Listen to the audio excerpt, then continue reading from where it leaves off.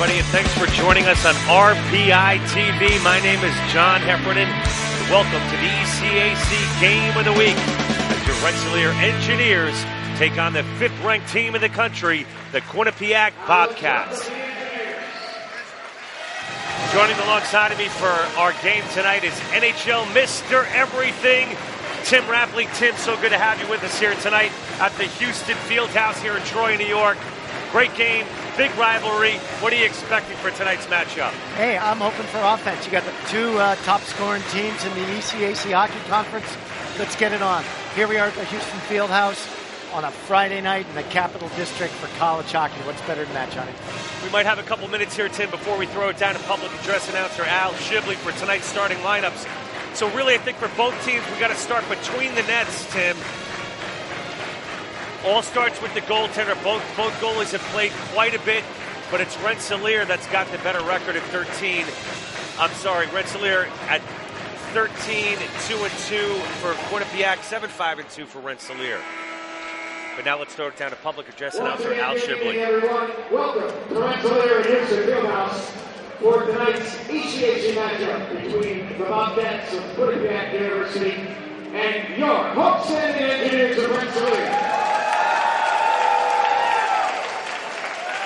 Now let's take tonight's starting lineups. First, the visitors from Quinnipiac. That's for us. Starting in the goal, number 34, Michael Garvin. And left defense is number 22, Dan Federico. And the right defense for the Bobcats, number 4, Connor Clifton. The starting forward line for Quinnipiac at left wing, number 7, Sam Ennis. At center, number 10, Connor Jones. And at right wing, number 15, Kevin Jones. The rest of the Quinnipiac Bobcats, their head coach is Lance Eckel.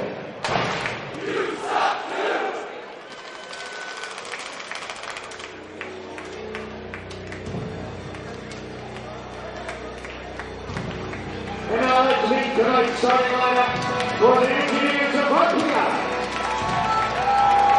Leading the Engineers out, the junior engineer, please welcome number 5, Kristen Newbert. Starting in the goal for RPI, a junior from Buffalo, New York, number 34, Scott Debo. And left defense, a senior from West Palm Beach, Florida, number 3, Guy LeBeau. And right defense, a junior from Ebony, Ontario, number 10, Curtis Leonard. The starting forward for the Engineers, and left wing, he's a junior from Michigan, Ontario, number 9, Matt Neal. At center, a senior from Kingston, Ontario, number 23, Clark Hicks. And at right wing for the Engineers, a junior from Stanford, Connecticut, number 39, Ryan Haggerty. Their head coach is Seth Everett. Assistant coaches are Brian Vines and Nolan Grant. Now, ladies and gentlemen, we ask that you please rise as the RPI Bobcats will play the national anthems of Canada and the United States of America.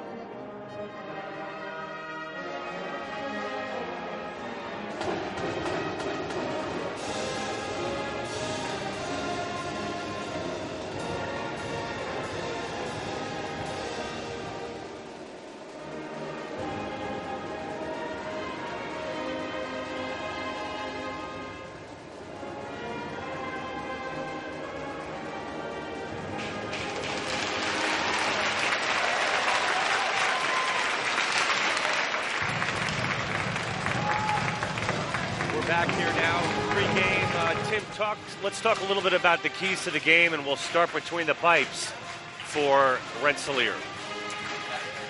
Well, we're about to see a big graphic of Jason Kasdorf. There he is. He's been solid. Coach says he's a very good goalie, Scott Diebold, but not a great goalie, okay? He's stepping in for Jason Kasdorf, and that's what you're missing. On the other side, Michael Gardek. And he's replacing a legend of Eric Hartzell. So both these guys replacing excellent goalies. Both are solid. I think they will not be a factor in the game. I think it's going to be all about puck possession tonight. Yeah, both Gardig and Diebold have logged lots of minutes this season already, Tim. And we can ensure that they're going to be getting busy amounts of work here tonight. We're about getting ready to opening face-off here at the Houston Fieldhouse in Troy, New York for our ECAC Game of the Week as your Rensselaer Engineers take on the number 5th ranked team in the country, the Quinnipiac Bobcats.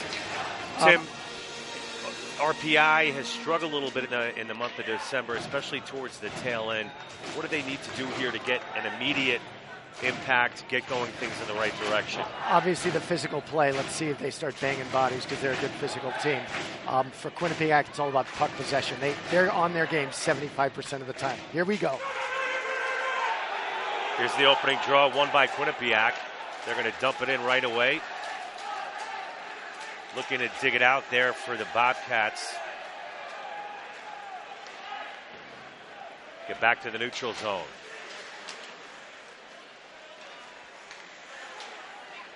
Controlled by Quinnipiac. Go all the way down. It's going to be an icing. When you talk about Quinnipiac, they were talking about, hey, they lost 11 players from that national final team last year. But now they've got 7 freshmen, maybe more. Tonight there's 7 in the lineup, and they've all been contributing. That's pretty surprising. Yeah, and a young defense team with 3 freshmen dressing on the blue line tonight as well for Quinnipiac. That draw is won by Quinnipiac. They'll go back behind their goaltender. That's Michael Gardy. Back into the neutral zone. Sticked aside by number 10, defenseman Curtis Leonard. Quinnipiac is going to change lines, Tim, as the Engineers get back out in the neutral zone. He's shaked aside there by number 8, Alex Barron for Quinnipiac. Once again, back down to the RPI zone. Some grinding there in the corners. Let's see who's going to come out with it. Atlas pass. It's collected by the Quinnipiac defenseman. We're going back and forth here in the early moments here at Houston Fieldhouse in Troy, New York. Just about 2 minutes into this ECAC matchup of the week. It's a good outlet pass, Tim. And it's broken up by Quinnipiac. RPI will try again into their own zone.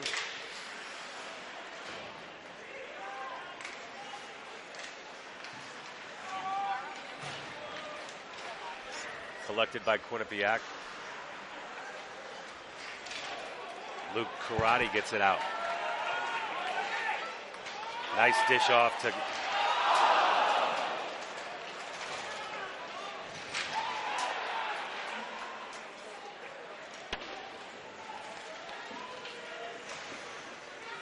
Quinnipiac with the puck, tied up there by RPI in the neutral zone.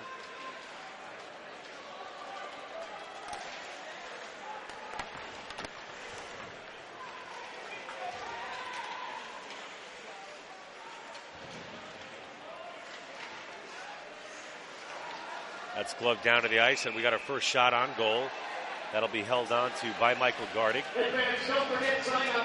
And play will stop. A little sloppy here in the opening minutes, Tim. Not one team in particular making an immediate impact, maybe feeling each other out a little bit. That's the term I would use. Now, you've got the Jones line out here. Kellen Jones, Connor Jones centering, going against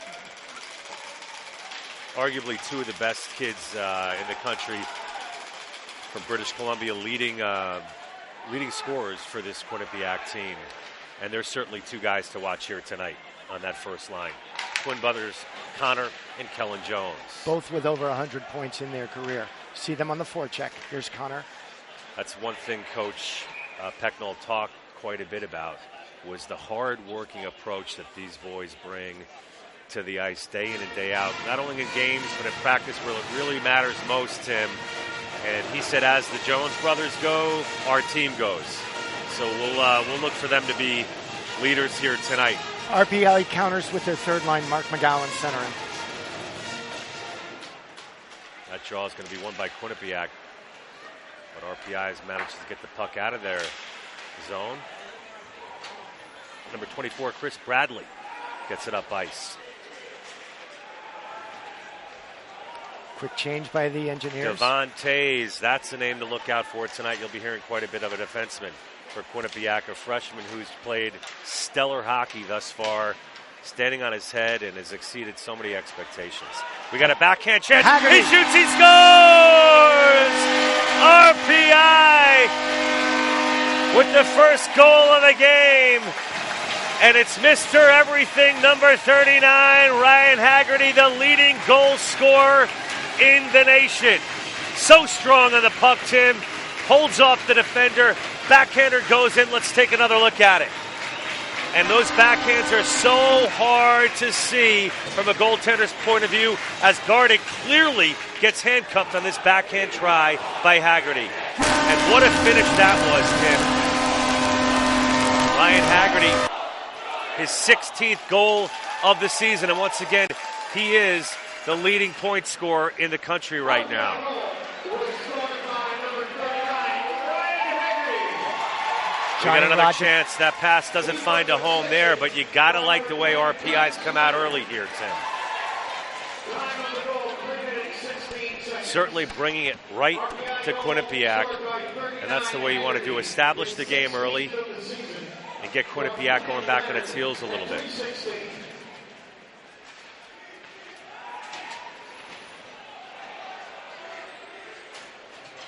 Hasn't been an incredibly physical game thus far, but I'm sure that'll pick up as both teams settle in here.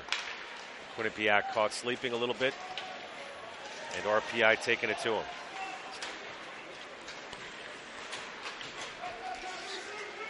Clifton chipping it in deep into the Engineer zone. Battling. RPI trying to get free of that forecheck. Milos Bubeto cannot get it out. Finally gaining possession over on the left side. Zaluski to Leliberte. Punched in. The forecheck continues.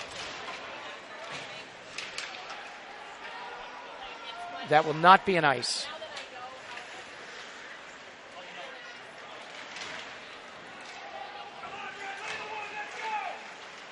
We've got a line change now for the Bobcats. Engineers trying to get possession deep in their own zone.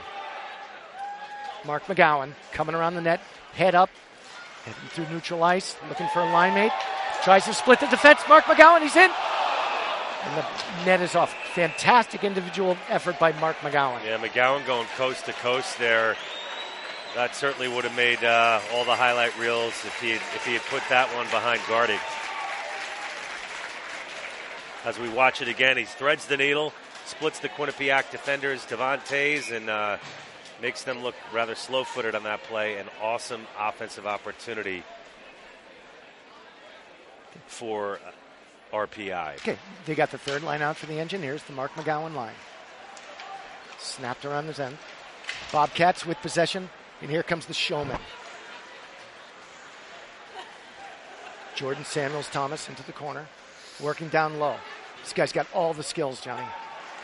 Yeah, quite a rangy player. I always say kind of in the mold of a Wayne Simmons from the Philadelphia Flyers. He's a big body, a strong kid, strong on the puck, and certainly holding his own. He's also a big guy at 6'4", kid out of Windsor, Connecticut. You know, he's a transfer, Tim, from Bowling Green, and really has lived up to a lot of the expectations. Had to sit out a year for Quinnipiac, and certainly a guy you're going to look to put the puck in the net here tonight.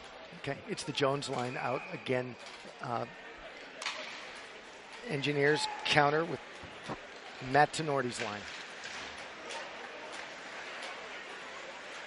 Bobcats working down low. This is typical of them. They've got the majority of the possession. They've got the majority of the shots. No, they're actually being outshot 3-0. They're not used to playing from a deficit. Puck at the blue line. Yeah, thrown in deep. Only 2 losses on the year. You know, Quinnipiac certainly has not had much of the losing feeling, but RPI coming out strong here tonight. Big Friday night crowd. Looks like there could be more coming in later. Puck out neutral ice, getting a little chippy, and LaBeouf chops it in, and you'll see a line change. Haggerty out on the puck, fires in. They've got some jump out here tonight. Another shot. Fourth shot, and he scores. Look at the action in front of the net. It might have gone off the skate, but they are counting the goal. And we got a little extra after the goal here as Quinnipiac clearly frustrated as RPI takes an early 2-0 lead. I got to tell you, Tim, I am really surprised at this start by the Engineers. Will they credit this to Ryan Haggerty? I think it went off the skate. Let's look at the replay. Haggerty crashes the net. A scrum in front, you know, and I got to tell you, you know, it's up to Quinnipiac to clear him out of there. You can't let him get 2 and 3 pokes at the puck. Give your goaltender some room there. Get him out. But you know what? It's under review now, They're going to take a look. It did go off a skate, but was it a distinct I think it went motion? off goaltender guarding, to be honest with you. No. Not that I'd lie to you, Tim. You know I love you. If we see another replay, you'll see the skate of Haggerty, but it's almost a stopping motion. It's not a kicking motion. I think it's going to count. This is your best look. Haggerty enters from the left side of your screen. There's the rebound. Yeah, it's his right skate blade. That's a good goal, Tim. There's no distinct kicking motion. I think that's a good goal. Well, if it is, it's his 17th NCAA leading goal. And they needed offense out of him, and he's delivering. Yeah, that would bring him up to 22 points on the season. And you can't say enough about the play of Ryan Haggerty all season long. The junior out of Stamford, Connecticut. Certainly the leader on this team, both offensively and one of the vocal leaders in the dressing room as well. And when Haggerty scores, RPI wins. It's called a good goal. It's a good goal. 2-0 lead for the hometown Engineers, and it's going against the script. Quinnipiac is suddenly in a deep hole. That's right. You know, we're just about 7 minutes into this game, and certainly got to give the Engineers credit for coming out hard here. I think phones are ringing all over press boxes. That's how they relay scores. Even in this electronic age, you pick up phones and you call other press boxes, and they're going to see 2-0 RPI over Quinnipiac, and they're going to think maybe someone got this wrong. So, Tim, what does Quinnipiac have to do to put the kibosh on Haggerty? I mean, do you double the guy? Do you put one guy on him? Just get your best defensive unit out every time he's out there. There's Kent Samuel. Chipping it in. Quinnipiac on the cycle. That's number 6, Corey Hibbler. Puck's going to go out of play here. Another stoppage with 13:04 to play. RPI up 2-0 as the PA announcer announces the second goal by Ryan Haggerty. And once again, you've got to start wondering a little bit, too, if Michael Gardig is a little out of sorts here tonight. The goaltender for Quinnipiac. But he's got to bear down. This is Quinnipiac's fourth line. It's a bit of an energy line. Still working that forecheck, that low cycle. Down to the point. Barron Alex Barron, let it fly there. Now you get Jordan Samuel Thomas doing his thing down low. And it's good clean breakout by the Engineers. La Liberte to the far right side. That's Milos. Bubella.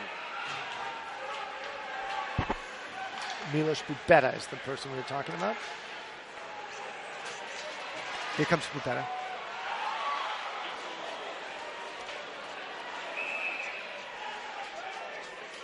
It's a funny little combination with Travis Fulton out there with Bubetta, but we'll get these lines straight as we're approaching the midway point of the first period. Absolutely. And once again, we're going to keep play in the RPI offensive zone. Okay. We get the Mark McGowan line out there with Matt Tenorti and Riley Bourbonnais. Matt Tenorti, of course, the son of former NHL great Mark Tenorti. Fires it in high and wide.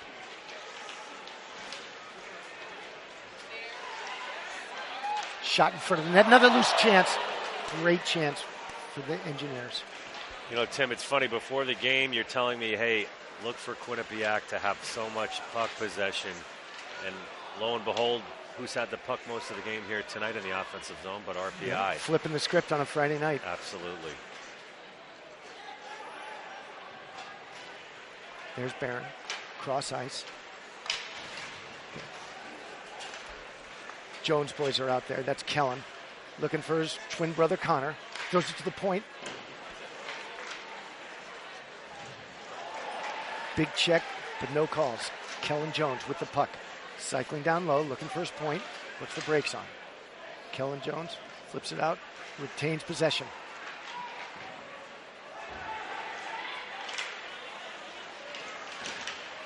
Keeping it in the attacking zone.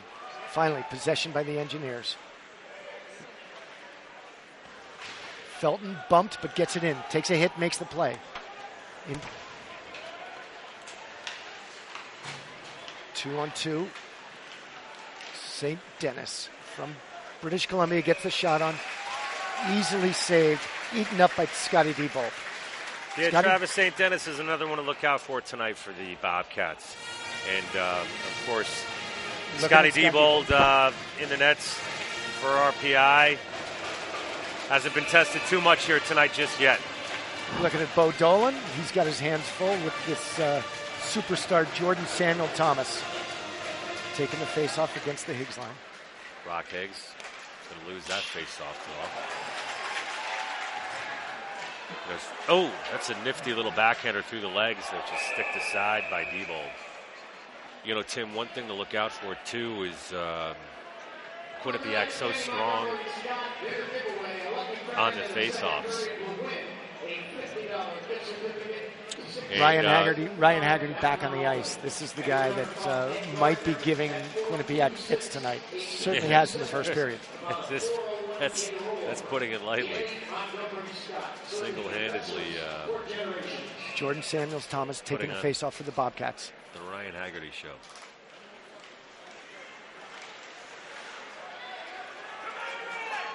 Neal, far side, right wing, stayed on side.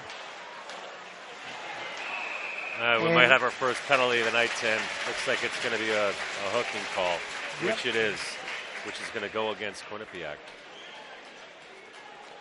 And when we met with Rand Pecknall, the coach of the Quinnipiac Bobcats, one thing he did not want to face was the Engineers' power play. They like to load it up and then look on the weak side for Haggerty. But right now they got Haggerty on the point on this power play. Big right-handed shot. Dan Federico 2 minutes for hooking. He'll take a break in the box as we have our Engineers first win the power face-off. play of the night. It's going to be interesting to see how they set it up here, Tim. You get a 3-goal lead, and then Quinnipiac's got some real problems. Calling it offside. Did not look like we were right over the blue line. Didn't look like it went across. That was close. The linesmen have a better view than we do. It's an East North Jones power play for RPI.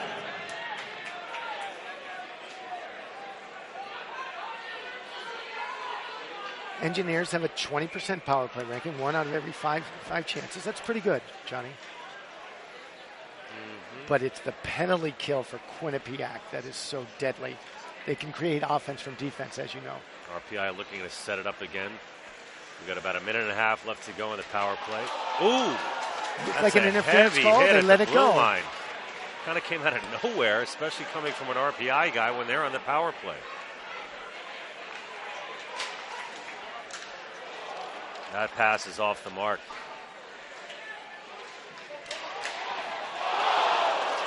That's going to be sticked aside.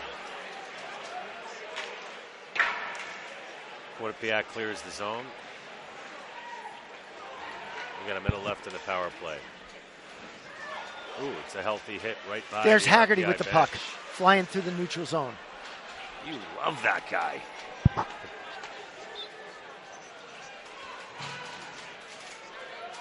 Curtis Leonard with the puck.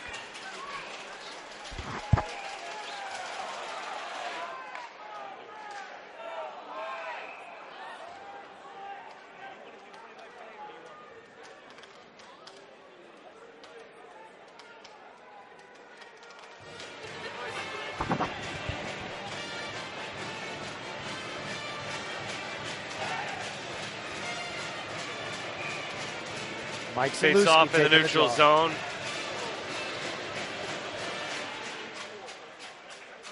It'll be won by Quinnipiac. That's going to go over the boards. Into the Bobcats bench. In the RPI zone for the face-off. 30 seconds Switch left. up the lines.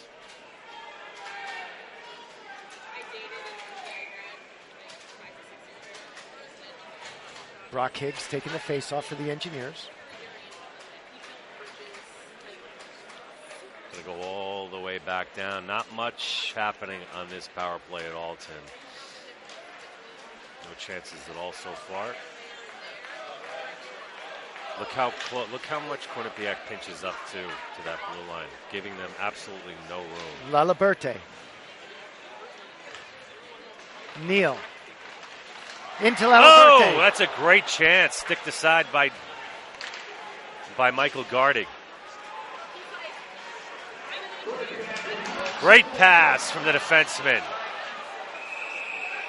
That was number 9, Matty Neal, with a great opportunity. Gardig stoning him on that shot on goal. And, you know, Matt Neal, the junior out of Ontario, undersized, but got to look for him on that first line with Haggerty as well. He kind of sneaky, hanging around the goal, and got a great scoring chance there.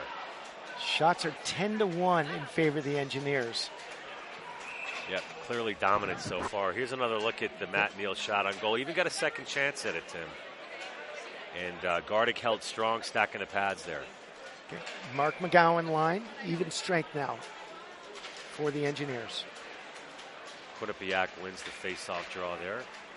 Zach Tolkinen flips it up to neutral ice.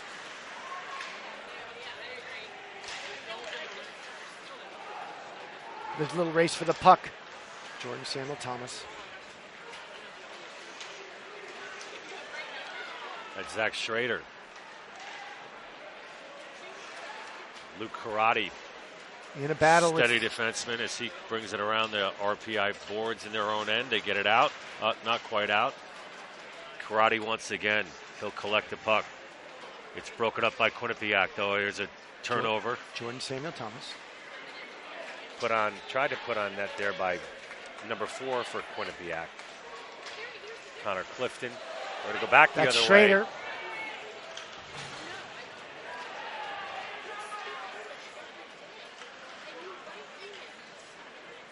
Jordan Samuel Thomas with Good the puck. outlet pass. There's a Nos.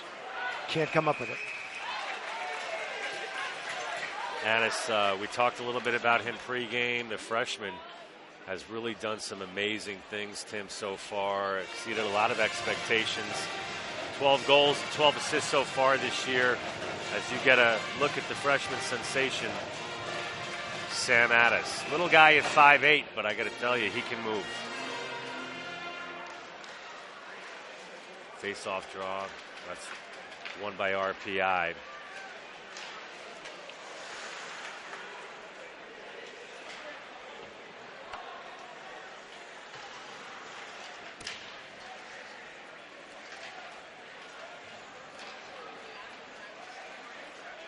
There's Tays, flips it up out of the net.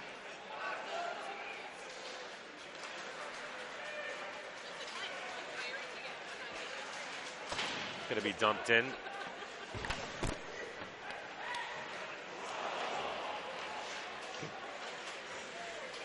Pekka with the puck. Flips over. Pekka hasn't really had much room out there to get started tonight. Great puck handler for Quinnipiac. It might be a chance, neutral ice. Not much. 23, Brock Higgs. Now it's turned over. Here's Clifton cutting in, fires in front. Haggerty picks it up. Playing good two-way hockey, which Coach was talking about beforehand. Yeah, it's certainly wide open at this stage, back and forth. Shut with the puck coming up the blue line. Into neutral ice. Bradley to Neal. Neal collecting the puck through neutral ice. Chips in, taken over by Bobcats. Pekka flips it over to Shutt. Shutt throws it in. Looks like he's going to try and get a change. Here come the Engineers. Right wing to Haggerty. Neal, a great pass to Haggerty.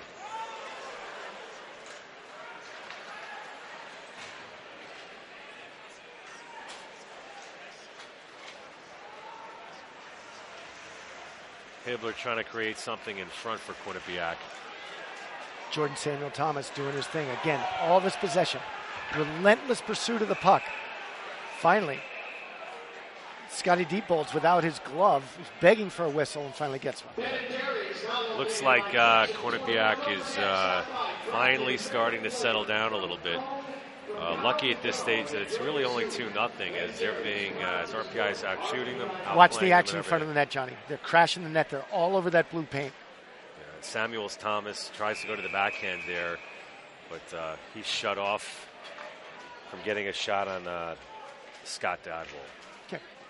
We got McGowan taking the face off against the Jones boys. That's right. Here's the captain Tenorti against Connor Jones wins the face off. That shot from the point's going to go wide. Connor Jones behind the net to brother Kellen. Kellen to the blue line.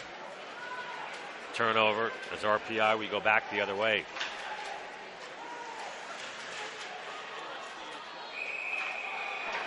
Riley Bourbonnais for RPI. Trying to create some room out there for his line. As we've got 4:49 to play here in the opening period. The Houston Fieldhouse. We'll take another look at... crashing the net. And the net posts seem to be coming off pretty frequently tonight, Johnny. Yeah, I want to take a look at that. That's Curtis Leonard, defenseman. And then you see the Quinnipiac bench and John Heffernan's new best friend. That's right, the equipment manager, Ed Maturo. Great guy. Of course, he equipment manager at Yale for many, many years. 32 years, yep. Left for Quinnipiac and then had the unfortunate task of having to go against his former team for the national championship. Now, these net posts have been coming out so frequently that they've called for a little bit of repairs. Yeah. So, let's do a little recap here. RPI, 2 even strength goals. Kind of surprising. Leading Quinnipiac, the number 5 team in the nation, 2-0. This is a team that in desperate need of a win. They had a losing record in November. Here they are sitting, catching their breath 15 minutes and 11 seconds into the first period with a healthy 2-0 lead over Quinnipiac. This might as well be a timeout for Quinnipiac Bobcats to get their act together. Like, Coach Seth Appert said before the game, this is nothing new for them. I mean, they've gone up against some of the best schools in the country, and they're certainly in that conversation as well. Boston College, Union College, and some of the great schools from the Northeast that make up the ECAC, and no reason to be in awe of Quinnipiac, that's for sure. And they certainly have showed that here in the first period. Absolutely.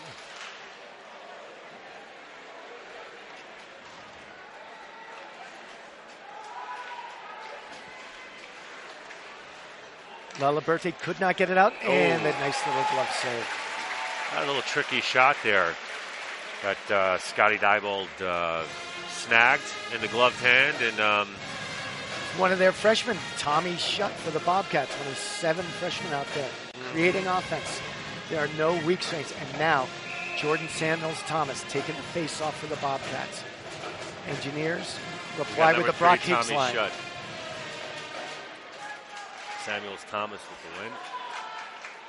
Haggerty chips to central ice. Looking for Matt Neal. He gets upended, but gets the puck in deep. Got a little forecheck going with Brock Higgs. Haggerty on top of it. Got to keep moving. Got to be an honest two-way player to be at his best. And that's what we've seen tonight. Ooh. Healthy got a nice little forecheck Bryce going. Van Matt Robin. Neal going hard on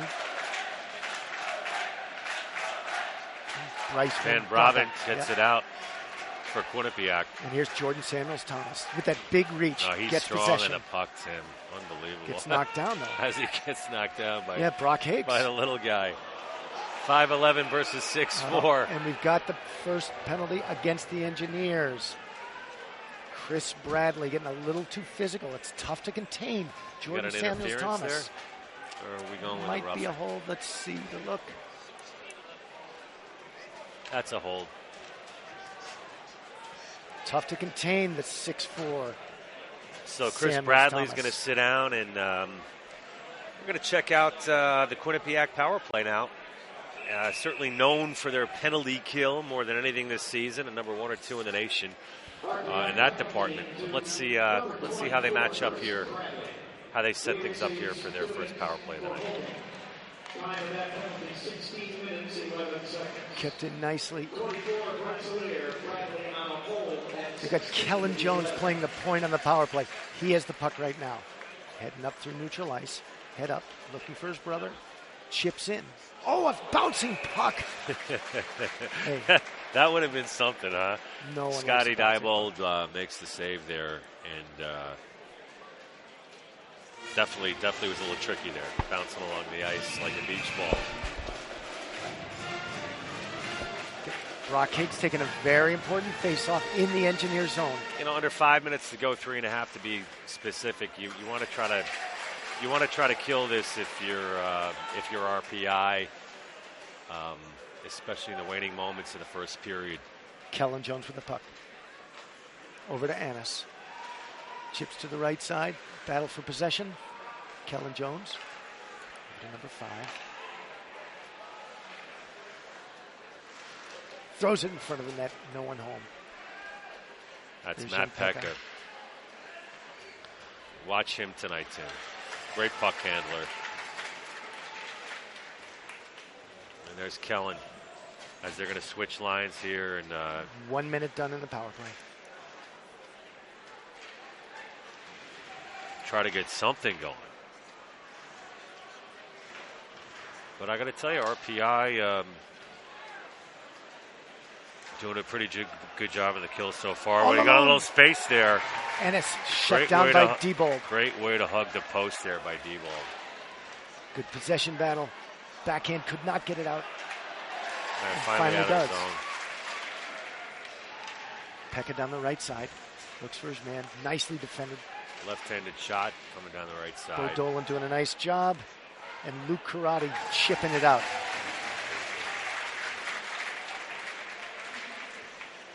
%84 penalty kill. Looks like they're going to get it done. Engineers doing a very nice job.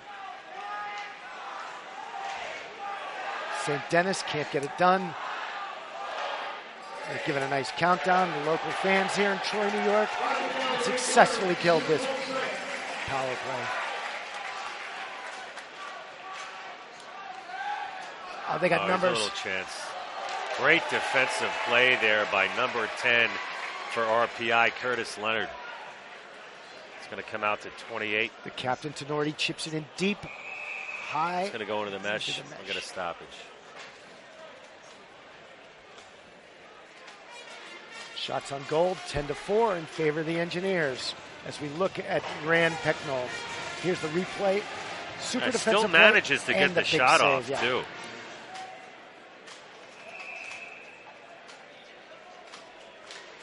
Face off at center ice. Brabant was that excellent rush. Karate could not chip it in. The captain, Tenorti. Goes D to D. Parker Reno playing with the puck. Back over to Karate. Flips it up and looks like, no, it's not an icing. Okay. So Haggerty going to work down low. Flips it over to 15. This is the final minute of play in the period. Last minute of play. Well, if the Engineers can hold on here, this might be one of the best periods they've had all season, Johnny. Wow, going on a limb there, Tim. 2-0 over the number 5 team in the country. That's a nice period. I like it. I'm right with you. Okay. Zalewski, one of their high-flying sophomores for the Engineers, wins the draw. Over to 10, Leonard. Chips it in. Takes the big shot, Leonard. Slapper. There's good traffic in front of the net. Gets through, too. Gardig holding strong. RPI looking to add to this 2-0 Zalewski lead. It's a nice line. Healthy hit there by number 4. Zalewski and Bubella.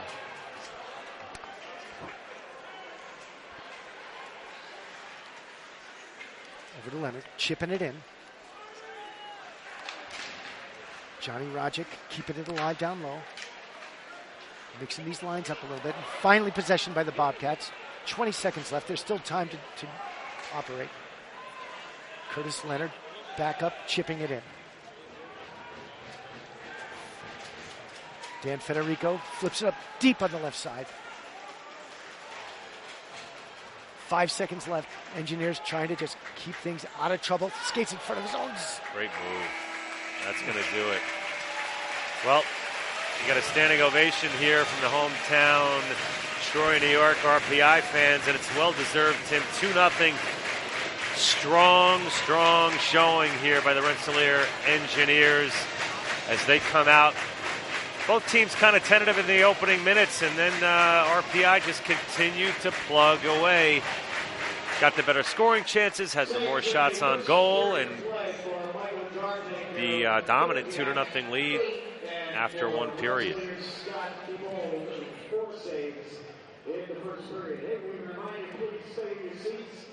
Direct your attention to the west end of the field house, where Godspeed Share against only the competitive dance team in the style of Bukra. Irony dance originating from the North Indian state of Punjab to celebrate the bountiful harvest festival. The team performs year-round at many events across campus, and they'll be hoping tryouts next semester. Please welcome the dance team.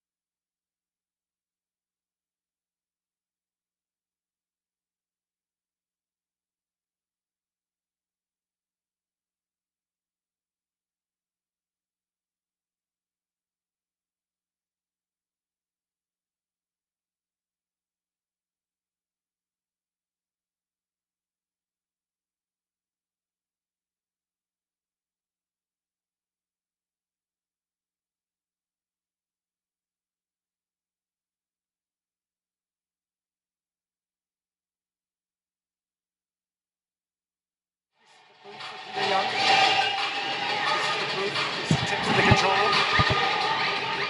Oh, hey, Mike. Yeah, I'm here.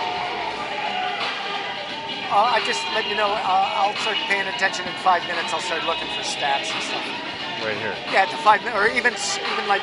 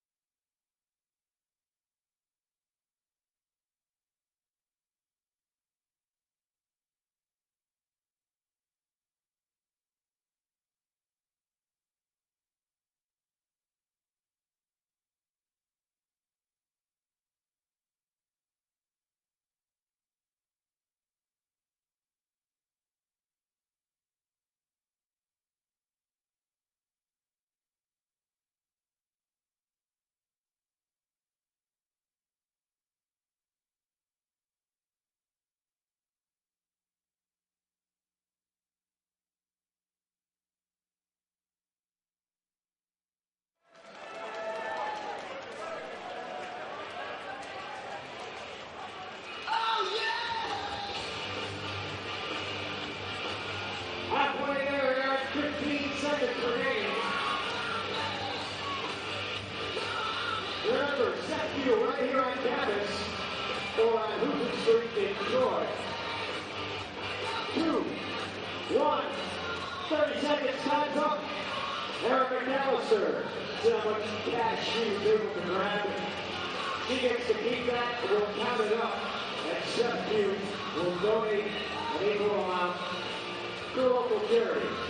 7 nights, round of applause for Eric McAllister. Thank you for participating in tonight's Seth Hughes Money Machine Money Grab. And for all your banking, insurance, and investment needs, visit Seth Hughes on Houston Street in Troy or here on campus at the Rensselaer Union.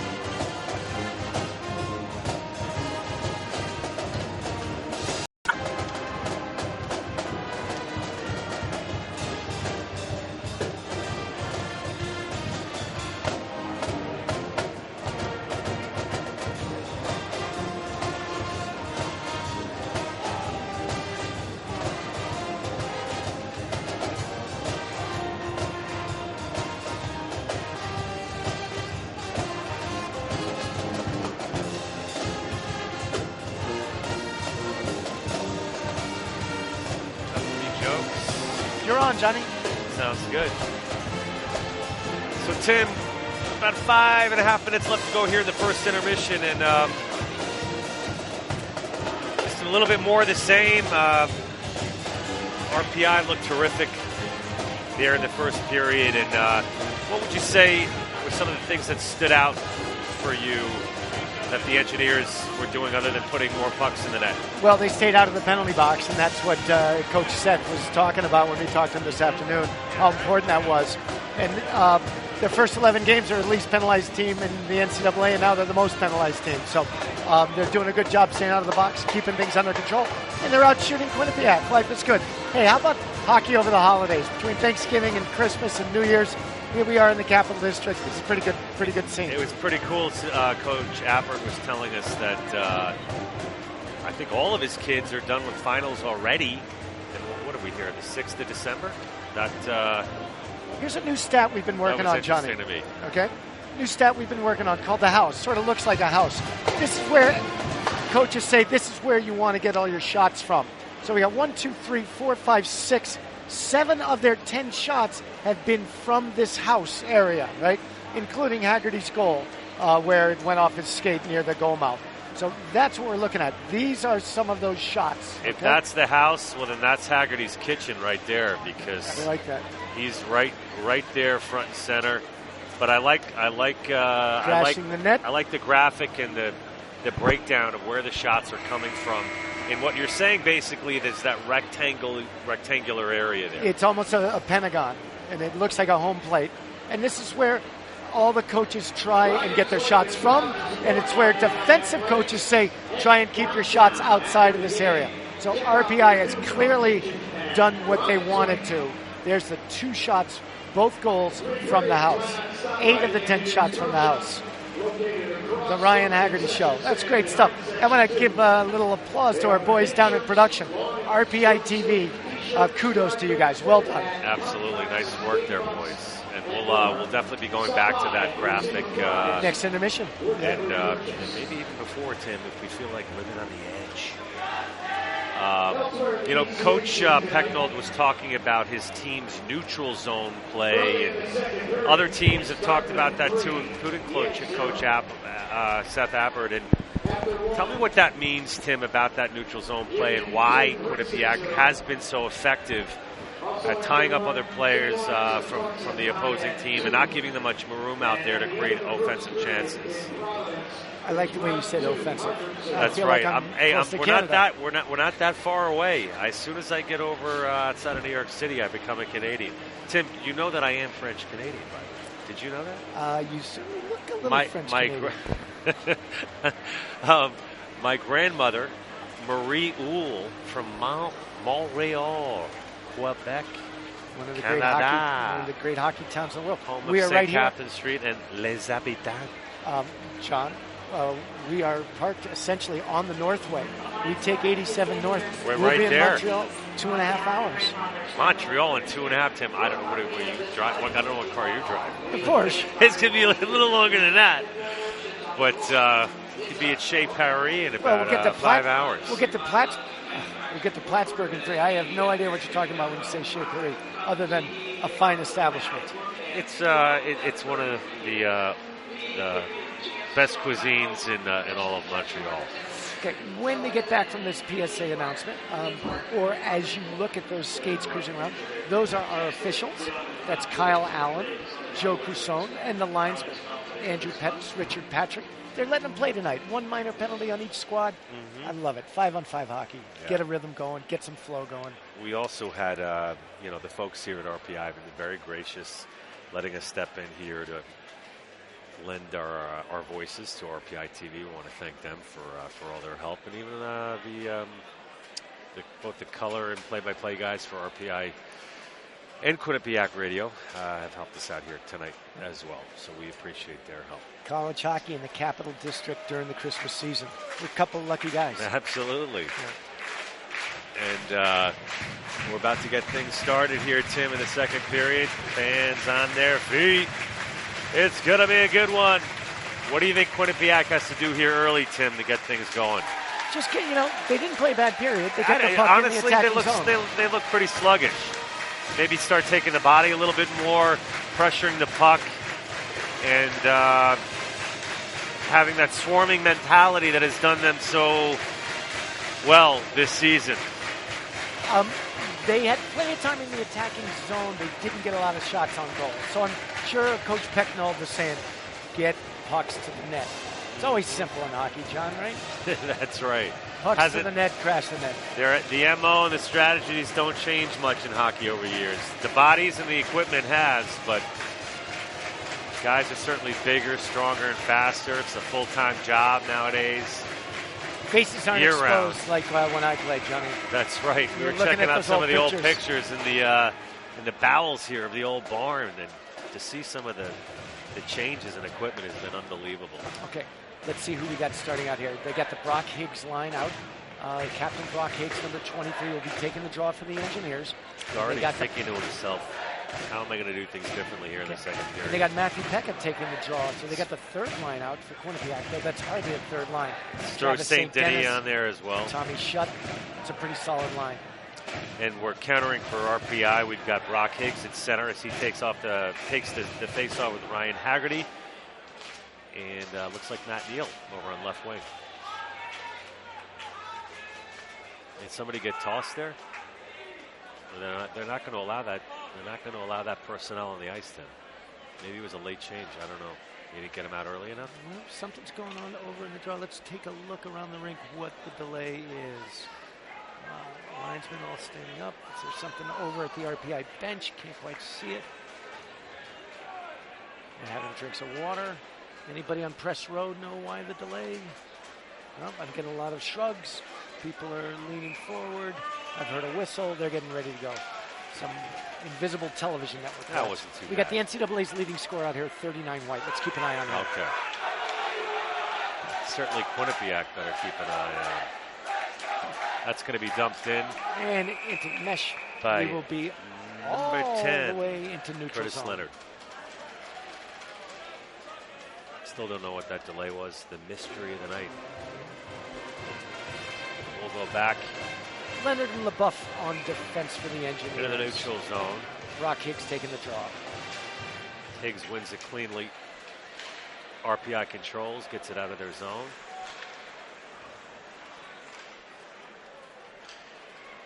Into the corner with Haggerty. Haggerty feeds it behind the net. It's number 23, Brock Higgs, his line mate. That's going to be a turnover. Number 10 chases it down. That's Curtis Leonard. He goes behind his goaltender, Scotty Debald. Up to number 17, Miloš Bubela from Slovakia. Down the left wing, it's number 23, Brock Higgs. Nice pass out to the point, and a booming shot that gets deflected very nicely by the Quinnipiac player, number 26, Travis St. Denis. Fresh line for the Bobcats. Pretty shuffle pass. Traveled about 25 yards. That was collected by number 17, Miloš Bubela. Bubela continuing to work for the puck. It's Zaluski, now the shot. over to 19. That was blocked nicely by 6, Corey Hibbler. There we go with the net off the mooring again. And they're saying the Engineers knocked it off, so it's going out to neutral ice.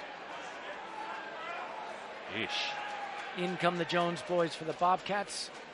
And we're going to see their little aerial show. Well, I haven't seen too much from them yet tonight. Certainly getting a lot of ice time, but maybe Quinnipiac really needs to kind of just keep things simple and basic here to try to get back into this one.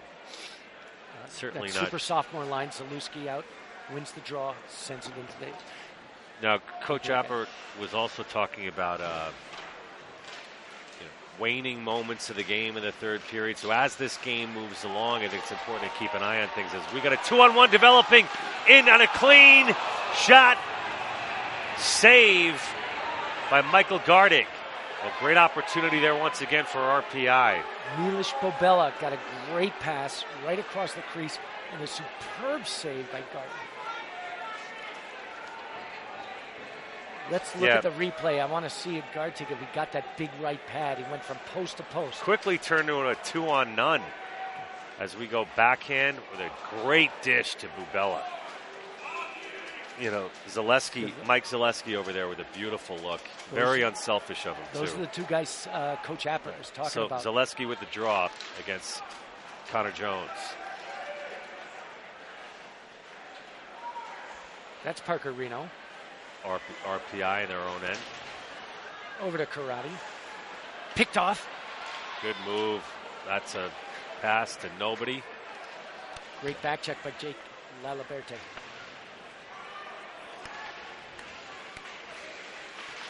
That's Zaleski out in front. Tays, great pass. Fires! That looks like someone got a piece in front. I don't know. I thought. What a gorgeous shot by number 27 Zach for Quinnipiac.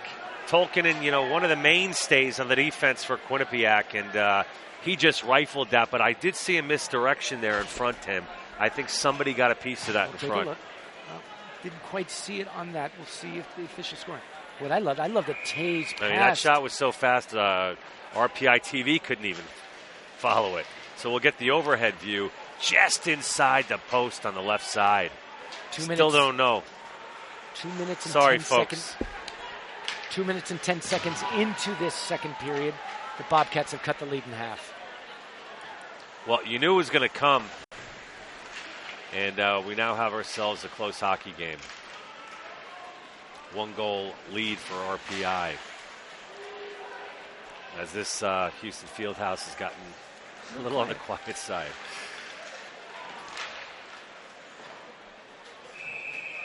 That's going to go out of play. And the face-off will come down into the Quinnipiac end of the ice. Oh, so it did. So Tolkinen did get it. Went untouched. I stand corrected. I got to tell you, that was a blast. Devon Tays made a wonderful pass point to point to set that up. And he got a big swing at it. Yeah, like your golf shot there, Johnny. Yeah, that's Tolkinen's second of the season, and that'll be his 8th point of the season as well. Tolkinen from Minnesota. And sweet pass from Devon Tays. Tim, I'm surprised it hasn't been as physical as a game as I thought it would be. Two good teams sticking to trying to create offensive chances and Bradley not too much hitting.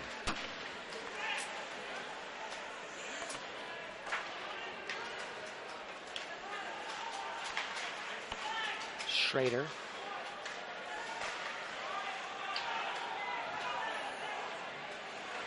There's Bradley for RPI. We're going to go back the other way. Got a developing situation. Broken up by Quinnipiac. Felton chips it back in. And now they go for a change for the Engineers. One last forechecker. Left-handed shot from the blue line, blocked in front. Ryan Haggerty prowling the slot, almost get a stick on it. Looked like that was a pass. Tried to make it as a shot. Samuel Thomas on the forecheck, that big reach, almost got the puck loose. Wisely covered. Yeah. Parker Reno, you're taking a look at the RPI defenseman. And also Scott Diebold once again. Scotty Diebold getting so much ice time this year, starting every game for RPI. The junior out of Buffalo, New York. The guy they thought was going to be getting all the work, Jason Karsdorf, was out for the season. So it's really... It's up to him to hold the load. That face-off is won by RPIs. We've got a head of steam here. That's number 15, La Liberte. That pass in front, nobody home. Guy Leboeuf. French Canada, he's got the puck. He dumps it in. French Canada, by the way, of Florida. Guy Leboeuf. As Leboeuf pinches. Zaluski behind the net.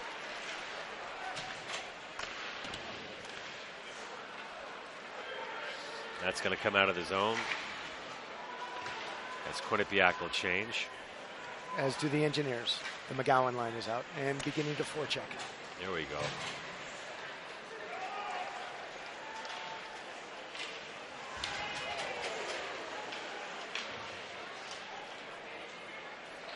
Little sloppy, little choppy and neutralize. Sloppy and choppy. Bryce Van Brabant, a little banged up.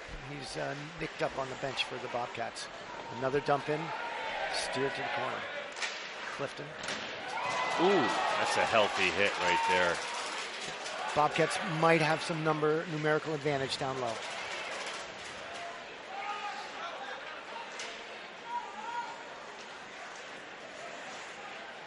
That first line here's from Kellen Jones.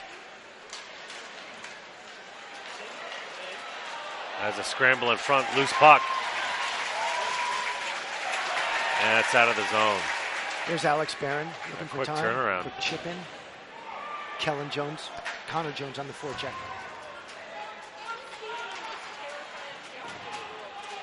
And fresh horses for the Bobcats. And here comes the breakout for the Engineers. Haggerty, NCAA leading scorer down the right side. Haggerty dumps it in, collects his own dump in there. Out to the point. That's a wrist shot from the point by number 2. Parker Reno. Parker Reno. Gotten a lot of ice time tonight. Haggerty with the wraparound attempt. Oh, 2, 3 whacks at it. 4. And then that comes off again. Well, got another late body coming into that scrum. They're a little tired of Ryan Haggerty just being whacking assaulting. away. There it is, 2, 3. At Gardig. Knocks the net off its stanchion. What's up with the net? It's keeps coming off the stanchion. Not even much of a hit on that net, on the corner of that net either. Well, they're doing a little bit of repairs. They've already done repairs in the other one.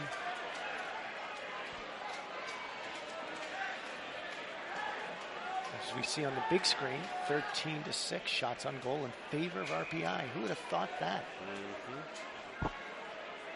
Bobcats have averaged over 35 shots a game this year. They've only got 6 right now. So Higgs, Neal, and Haggerty stay on the ice. First line for RPI. They're catching a little bit of a breather now. Puck, stick being retrieved on the far end. Now we're ready to play some hockey, Johnny. Get the show on the road here, boys. Brock Higgs taking the face-off. It's the Brock Higgs line. Haggerty and we got Matt Pekka Neal going up against him. Won by RPI. Shot for the point goes wide. St. Denis, I should say. For Quinnipiac, he's got the puck once again. Muscled off the puck by number 9 for RPI.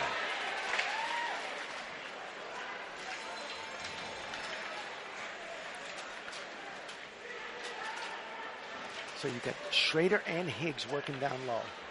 Matt Neal as well. Oh, trouble. 2-on-1 for the Bobcats. St. Denis. That wrist shot's going to go wide. I thought he was going to dish it off to St. Denis.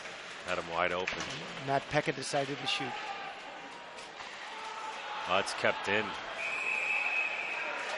And delayed offside. Goes off of skate.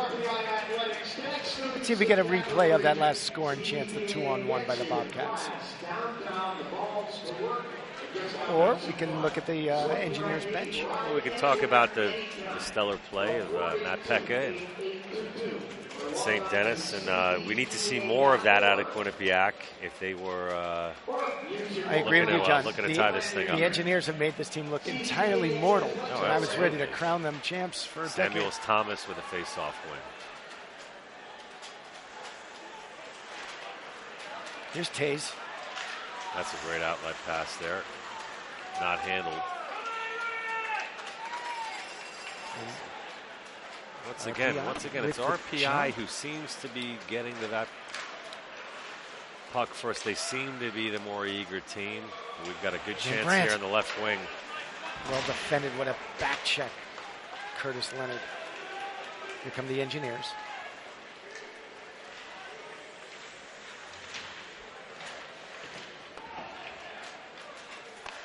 This is their fourth line. Travis Fulton getting in on that forecheck. Zach Schrader jumping in. Look at him cycling down low, Johnny. That's just That was the blueprint for success tonight. Great pass. And number 15 for RPI, Jacob La Liberté. He couldn't close. We got a hit from behind there, no call. Another great outlet pass. Slapper from the point. That's going to be a save for Scotty Diebold as he holds on, and play will stop with 11:32 remaining here in the second period. You just saw some great one-on-one defense by this man right there, 11, Bo Dolan. You're just looking at him. He tied up the big Jordan Samuels-Thomas. Here it comes down here. Jordan Samuels-Thomas with the puck, tied up nicely by Bo Dolan. It's a one-on-one battle. Dolan's given up 5 inches and get the job done. Soft win by Quinnipiac. Blast from the point. Diebold with the save. Off a loose stick. Quinnipiac just keeps coming.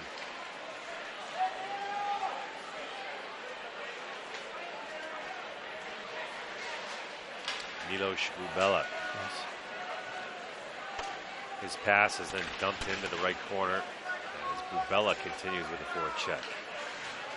McGowan coming in. Tenorti coming in, but here come the Bobcats. Quick pass. Oh, one side. There's Anas taking a look. No one home. Taves with the soft dump in. Here come the Bobcats. Parker Reno. Orbanet.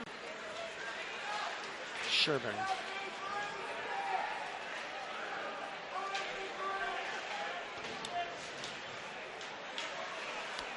Bobcats' fourth line. That stick is making a lot of plays itself. An unmanned stick. Making a lot of noise out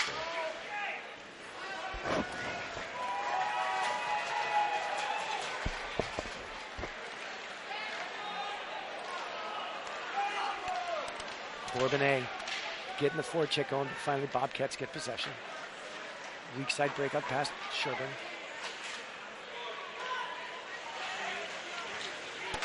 Fired high and wide. Neal. Curtis Leonard taking it offside. Oh, we're halfway through this one, Tim. Score remains 2-1 here at the Houston Fieldhouse. I'm going to beat up an old topic, shots on goal. Again, Quinnipiac averaging 35 shots a game. Halfway through this game, over halfway through the game, they've got 8 shots. They're about 200% below how they normally do. You got to credit the engineers. Absolutely. They needed a big performance tonight. They're getting one. And they got Pekka beats Higgs cleanly on that face-off. And again, another statistic to watch here. Pekka with a pass in front, nobody home. Pekka drop pass to St. Denis,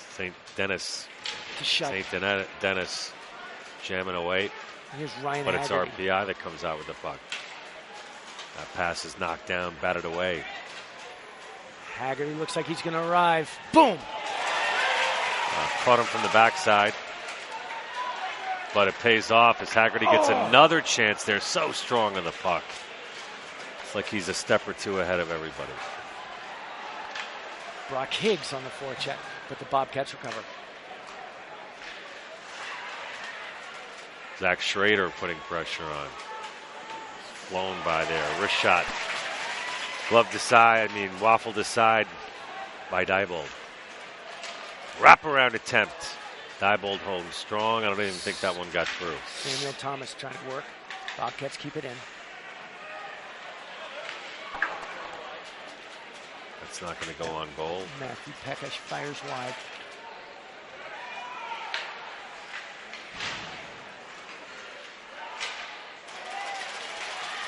Zach Schrader gives chase. Federico to Samuel Thomas.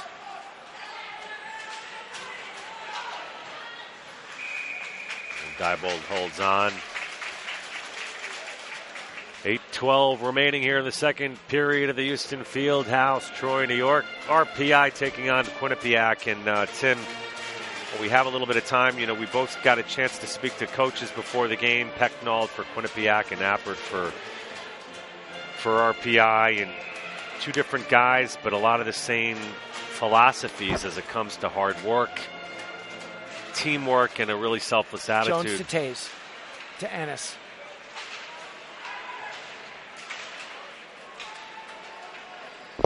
Quinnipiac drops back. There's Ennis. Outnumbered. Oh, great pass, and it gets through. And Diebold is bowled over, and he is shaken up. I don't think I've seen him move. Is he out? Trainer coming right out. No, it looks like he's moving, but he was absolutely freight trained. So Tays made the pass across behind the defenders. I think it was Kellen Jones. What a gorgeous chance. Missed the chance, and then I think he steamrolled the goalie. I don't know if it was intentional, but he certainly. There it is. No, and you know what? It was backside that caught him under the chin. That really is hard to watch because that's all the bulk of your body.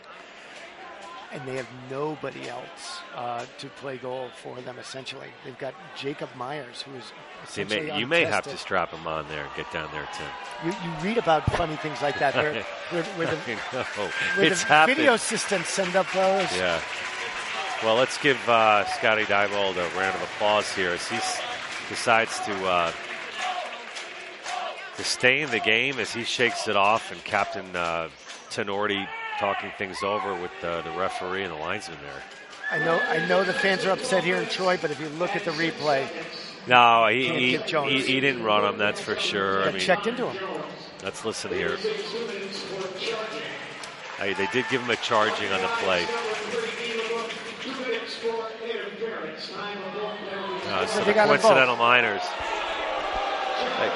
Goalie really shouldn't be touched, and sort of an unwritten rule in hockey, and so the Engineers can't be happy about that. I think they should be happy the game's not tied. That was a spectacular save. Oh, absolutely. Diebold. Talk about one tough kid. Ennis taking a face off the freshman. Wins it back. Wicked shot. You can hear that all the way up here. Ennis to Tays, the two freshmen, they'll be playing for 4 more years, Johnny.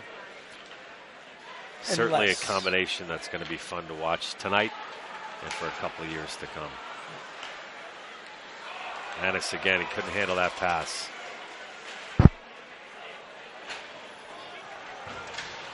Zaleski gives chase. Brock Higgs. Ennis, long shift for that young man as he finally skates off.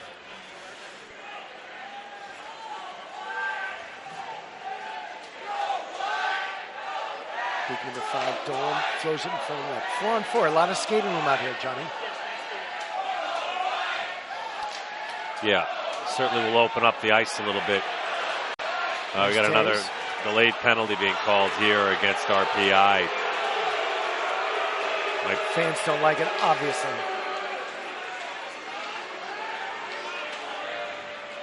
Yeah, it's going to come out of the zone. That'll do it. I think Bobcats would be wise just to turn it over so they could get down to 3 defenders. And they've pulled their goaltender now too for the extra skater. So instead of 5-on-4, it's now 4-on-3, and that will be for 42 seconds. Correct. Now, as you look here, you can see the Quinnipiac player grabbing the stick that's hooking him and helping him call. Try to draw it. Yeah. So Alex Barron ends up drawing a penalty. It's not good for the game. Yeah, but I gotta say, Tim, this is a big turning point of the game. 4-on-3, and so you've got Karate, big opportunity for Quinnipiac here to tie things up. Karate, Leonard, and McGowan will be the 3 defenders for 42 seconds. You got the big Tolkien and Blast, who's going to lead the power play. Power play at the point. And here he is, right here. He sort of masterminds the whole thing as they switch places. Samuel Thomas. Count that as a shot on goal.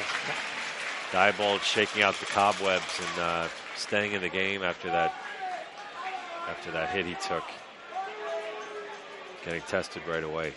Very big possession here with 30 seconds left on the 4-on-3. Samuel Thomas directing traffic. Looks like he's going to go backhand. For RPI. Big face-off here. It's won by Quinnipiac. Samuels Thomas. With the puck. Okay, there it is. He shanked it. It's like Zdeno Chara back there. Very important clear the for blue the line. Engineers.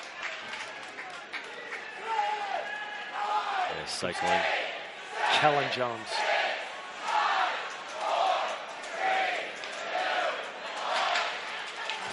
That's not going to get through. Good sacrifice by Curtis Thomas Leonard. misfires on the potentially open net. He's got the puck again. Now RPI has 4 defenders. 5-on-4 skaters. Oh, and numbers for the Engineers. Hey, they got a 2-on-1 here. Delays, and number 23 for RPI, Brock Higgs, gets the shorthanded opportunity there.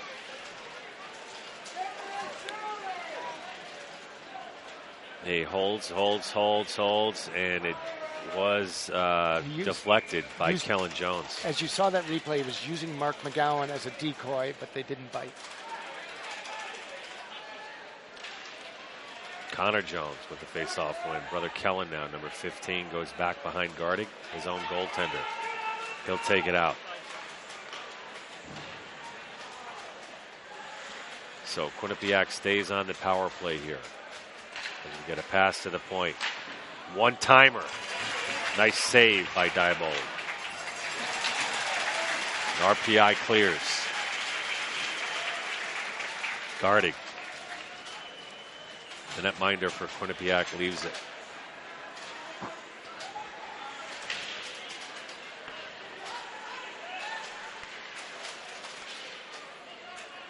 Tays loses possession to Leonard. And Leonard with a wonderful play down the length of the ice. They have successfully killed this power play, Johnny. There's Matt Pekka. Dipsy Doodle with a pass in front. It's amazing how quickly that kid can create space and opportunities for the Bobcats.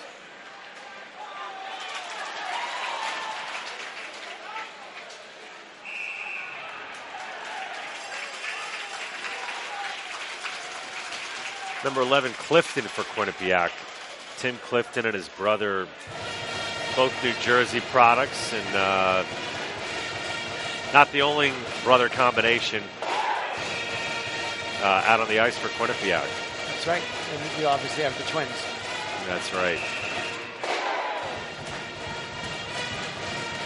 So Zaleski taking the face-off, number 19 for RPI. He'll go against the aforementioned Clifton. Yeah. Tim Clifton. Frisky little fourth line for the Bobcats. Get the puck in deep behind Diebold. Kept in at the blue line by number 4, Connor Clifton.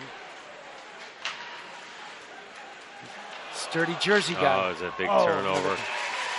Diebold with the save. Well, Matt Lemire. I gotta say the shots are getting a lot closer now. In fact, Quinnipiac has the edge in shots with those power plays. Yeah. 16-14. This has been their period, but they still trail by a goal. And Matt Pekka taking the face off against number 12, Johnny Rodgick. Haggerty with a moonshot. Video scoreboard. I don't think it ever came down. If we see a replay on this, we might go into a space and time continuum. Johnny Rodgick says, where's the logic in that one?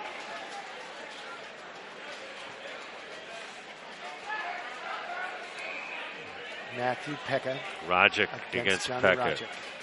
Classic NCAA matchup. Button heads, Joel Otto, Messier style.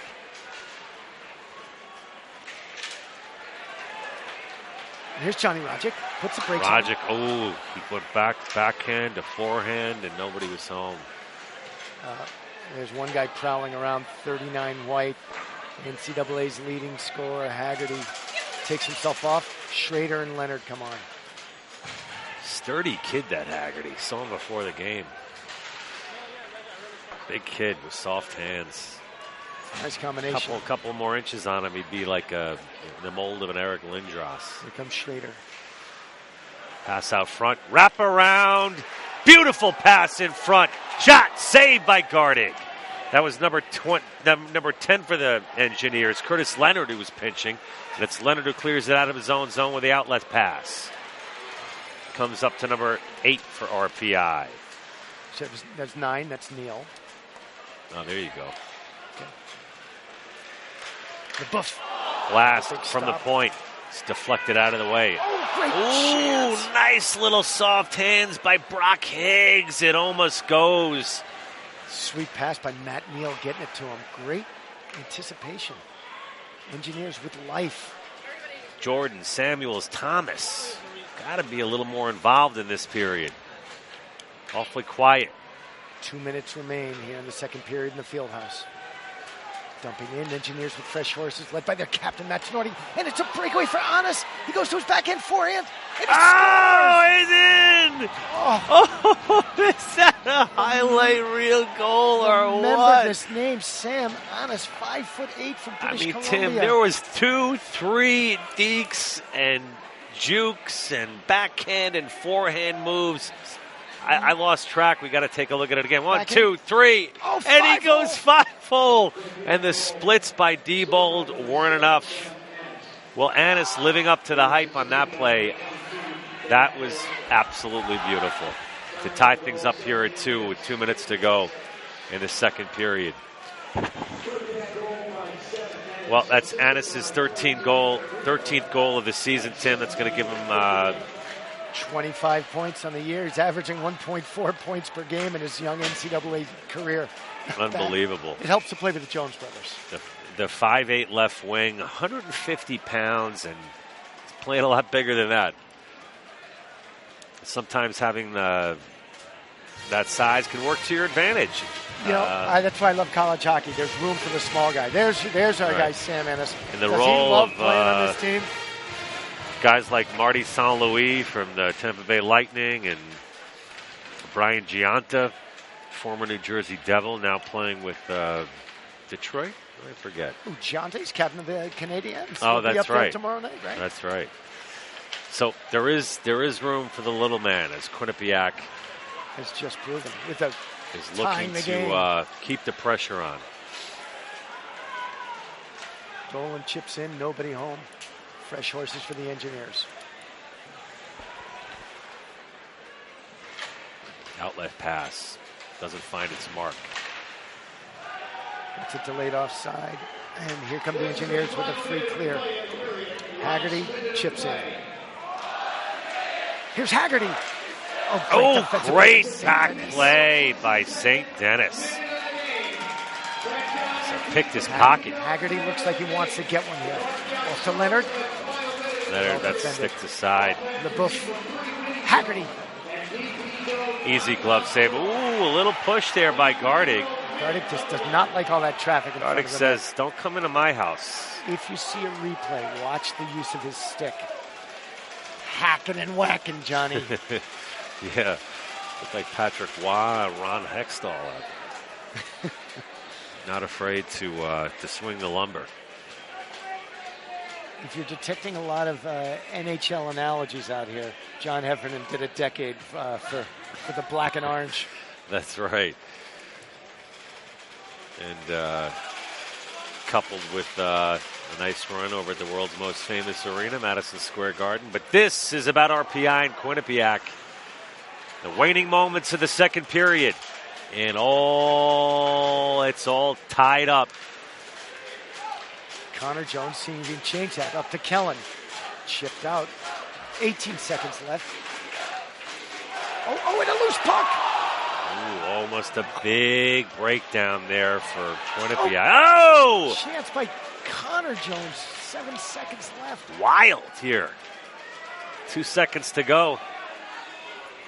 Quinnipiac will hold on to it. That's number 5, Luke Karate, who certainly held his own defensively tonight for Quinnipiac. And Tim, it's living up to its billing in terms of two of the better teams in this in this conference, and tied up at 2 as we get a look at the Quinnipiac bench.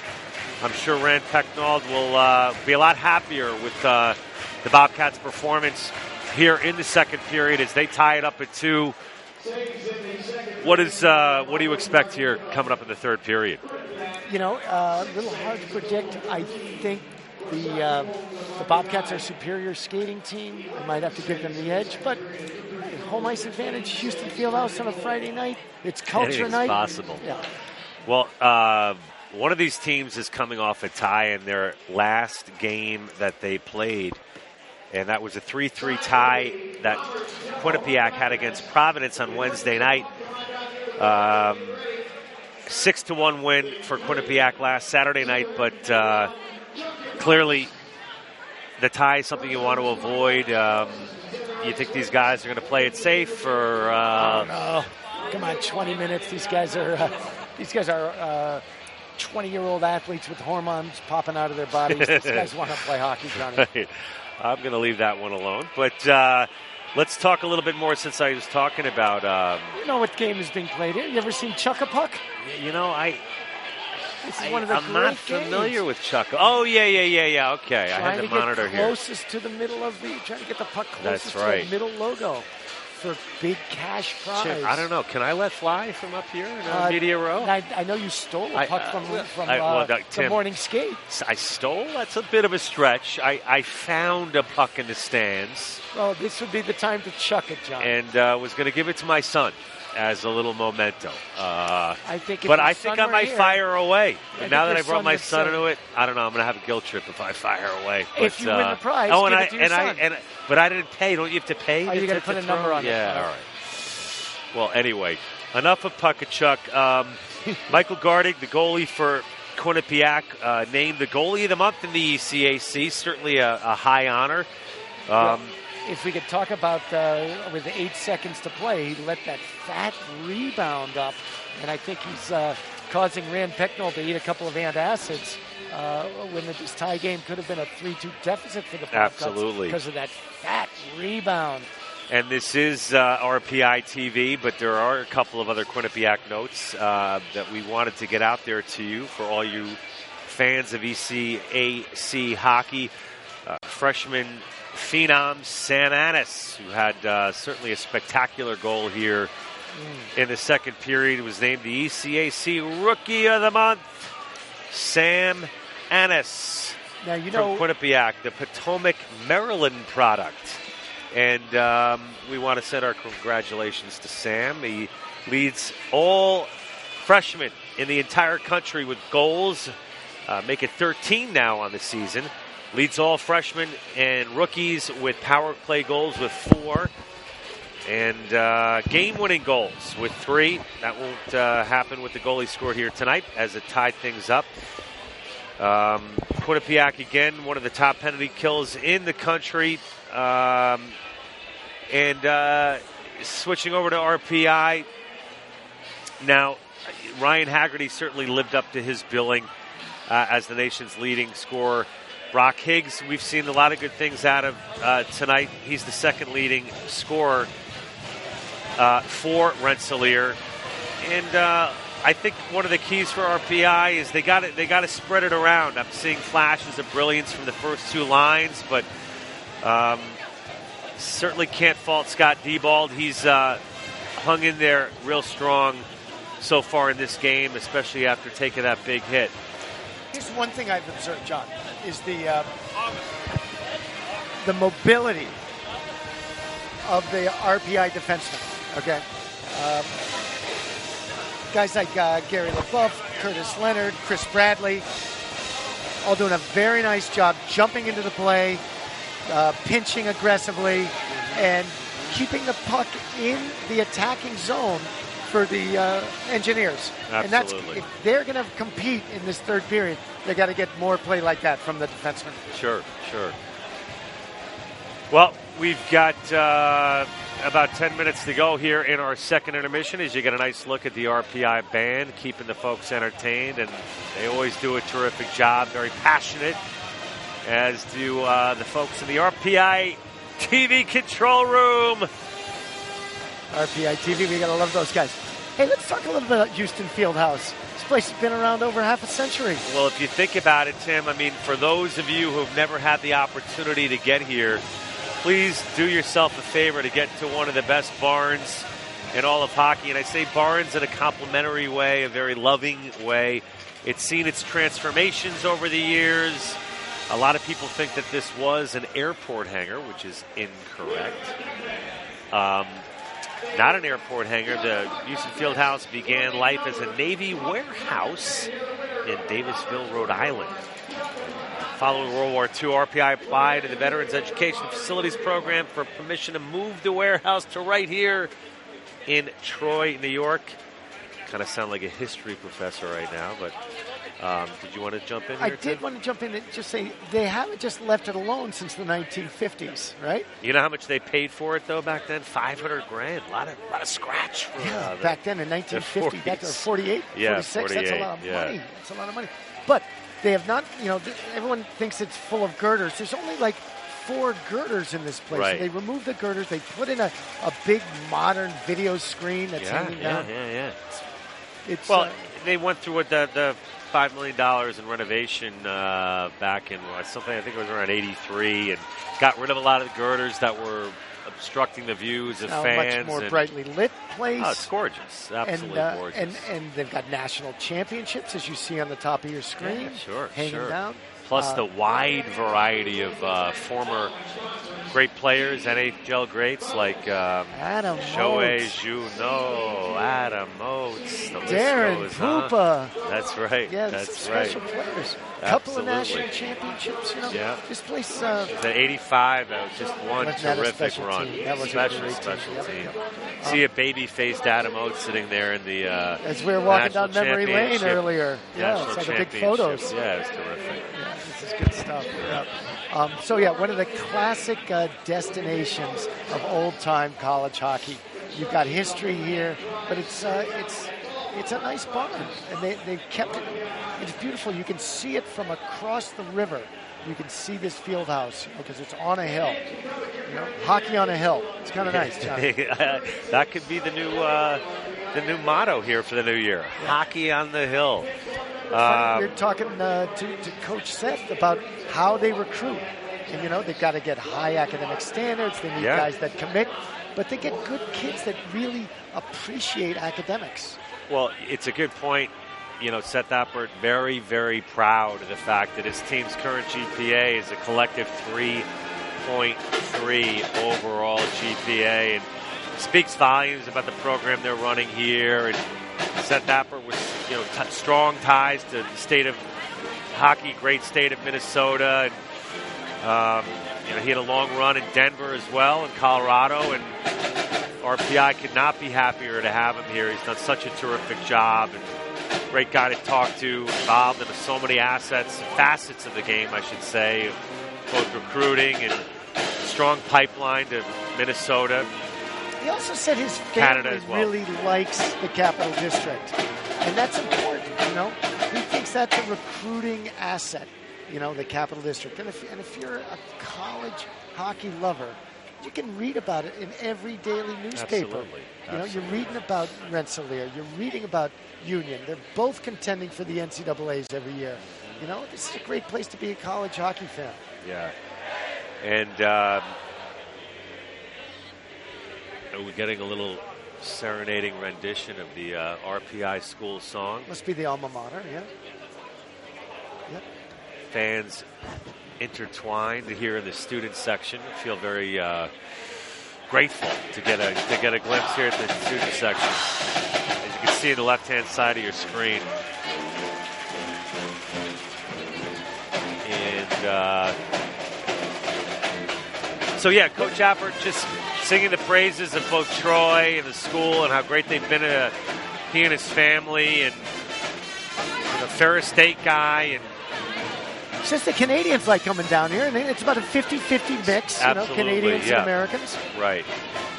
Says he might not get the Bostonians, but he gets the guys from small town America. Yes. Yeah. So and he molds that kind of player, gets them into two-way players, gets them to commit, zone to zone to zone. And we're seeing some of that today. Yeah, I think, for whatever reason, this team kind of has that gritty, workman-like, blue-collar feel to it, mentality that maybe, the bright lights of Boston with the Boston colleges and the Boston universities and the Michigans of the world and the Big Ten and big draw for kids throughout the country, North America. But RPI year in and year out, collectively a big draw that is able to get some of the best talent in all of North America. And props to Coach Abbott and the administration here. Real affinity from the community to this team. It's almost like kind of a love affair that minor league sports teams have with their community. Sure. Yeah. It's not just the students; it's the community. Right. You see a lot of all sorts of age variations out here. Other thing I wanted to say, you talk about the style of play that they recruit, the type of kids they recruit, and their leading scorer. NCAA's leading scorer. When he's playing his best, he's playing Seth Appert hockey. Absolutely. All three zones. Playing tough, playing good two-way, and that's when the scoring chances come. And that's why I had that sensational first period. Right. 2 shots, 2 goals.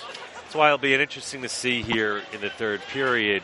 I don't know if conditioning will come too much into play tomorrow.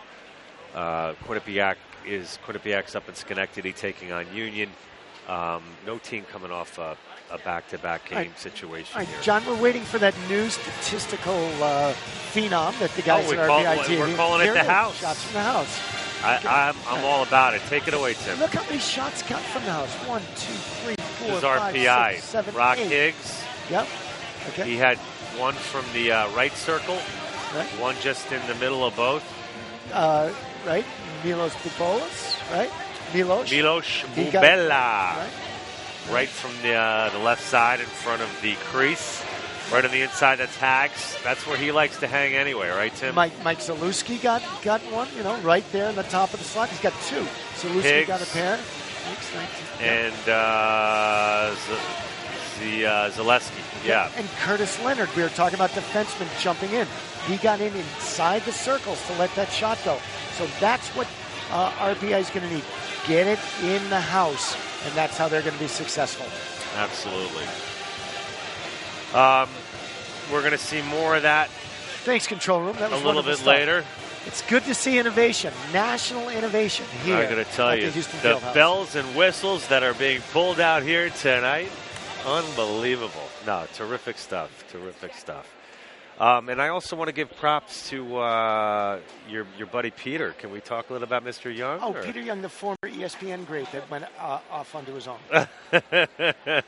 Peter Young in television has been terrific, an inspiration tonight for a lot of reasons. One of NBC's top directors is a close friend of his. Okay. And NBC is tuning in tonight to see what Peter Young has up his sleeve. I'm sure and they I don't are. think they're disappointed. I'm telling you, he hangs in the background, but he is the straw that is stirring the RPI TV drink. Well, at least on tonight, ladies night. and gentlemen.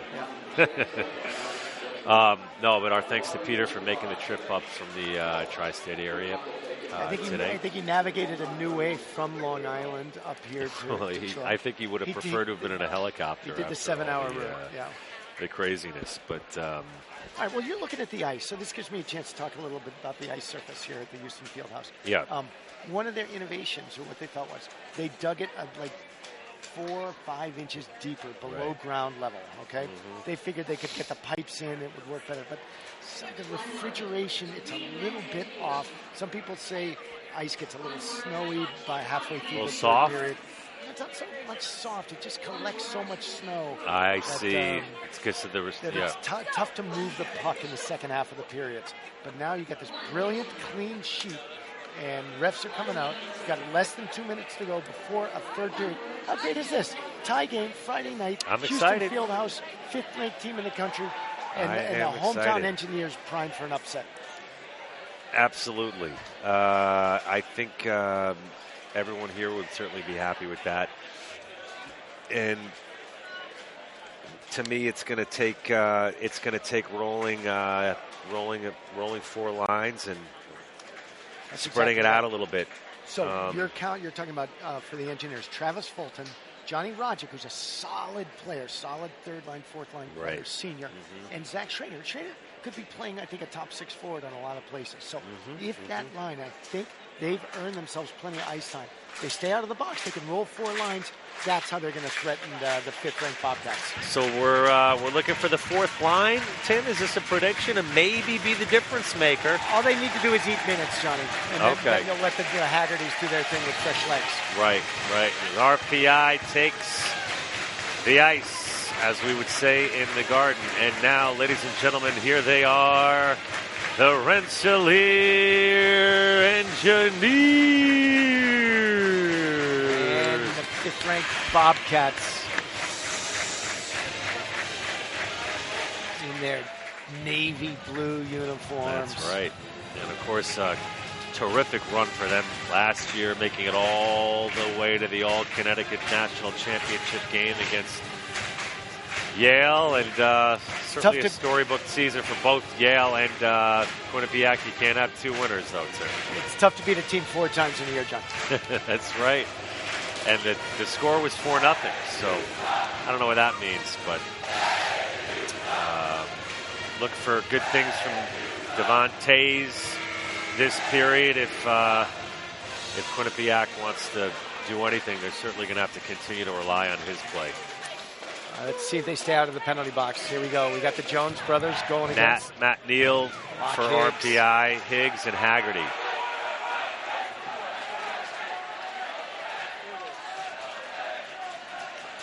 Matt Neal, the forecheck.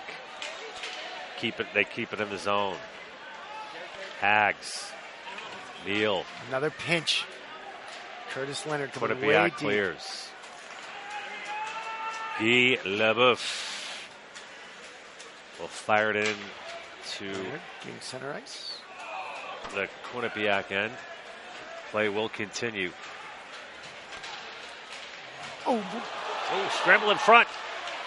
He had a nice look at that. It was deflected over top. Liberté getting pummeled behind his own net. No call. They're letting him play, Johnny. Yeah.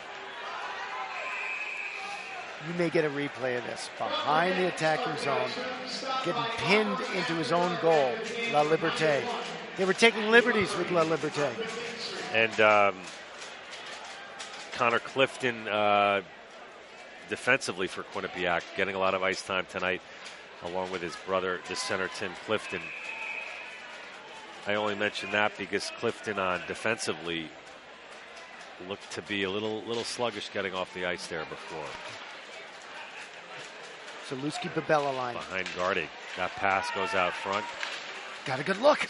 Hopper shoots, he scores! Number 24, the defenseman, Chris Bradley.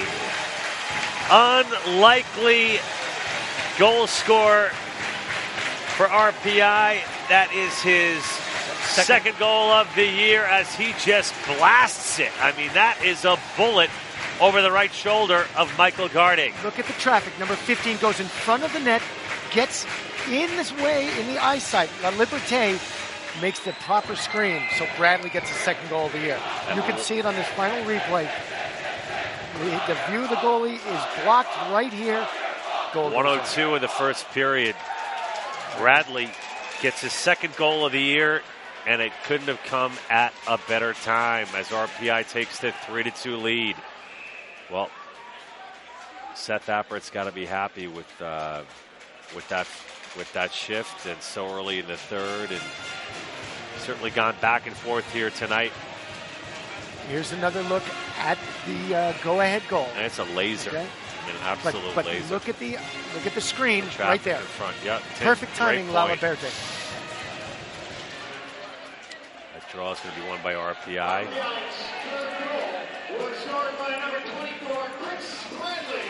Okay, so now for Kept Seth, into the zone by Leboeuf. So for Seth Appert, he wants his team just to keep chipping it in, playing 200 feet away from his own goal.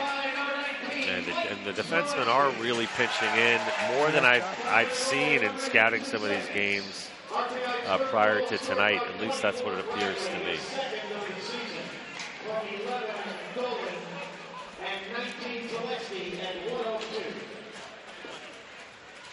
Dolan and Zaleski getting the That's assist. Hibbler, I believe, for Quinnipiac. And now the physical play picking up a bit. As we've got Samuels Thomas on the ice. Now he collects a nice pass off the right wing. The offhanded, left-handed shot goes wide. Samuels Thomas parks himself in front of the net. Now he'll go behind the net, collect the puck. Continues Great to work one-on-one hard. battle. This is what hockey games are won and lost. That's 5. Luke Karate coming out with the puck. Great stuff.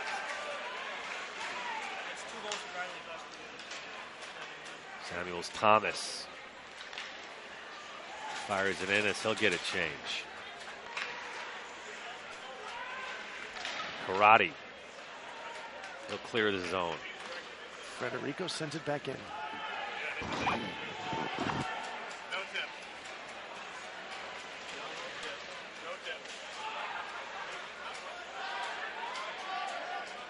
Maybe a sense of urgency picking up just a little bit here in the first 5 minutes of the third period. Fulton blasted. Tough little kid. That's one of those fourth-line players for the Engineers. RPI with one more shot than Quinnipiac. It's 18-17. They have one more goal. Good thing they got that 18th shot, Johnny. That's right. It all is adding up and coming together, but it's not just about numbers here tonight. It's the intangibles that will probably be the difference here in the third period. Okay. Engineers, you can always be worried. It's a defensive zone face-off. Who are they going to send out? Oh, meanwhile, Guy Leboeuf defensively comes out for Rensselaer. 2 many men on the ice. This could be crucial for Seth Appert's club. They're letting Haggerty take the penalty on this, so when he gets out of the box, they might be able to spring him. But right now, they got 2 minutes to kill against one of these great power plays in college hockey. Vital clear. These 2 minutes could determine this game, Johnny. Yep. So Q gets things queued up here in the power play. Let's keep an eye on that freshman, number 7, Blue Ennis. Connor Jones in the corner. He's going to send it out to the pump at the point, but a booming shot and a save by D-Ball. This is Kellen to Pekka. Look at all these All-Americans out there. Down back into the corner.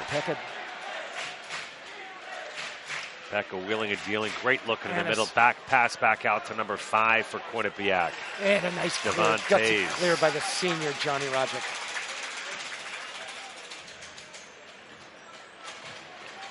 Quinnipiac will get another go at it here with under a minute left to go. Look at all the talent out here.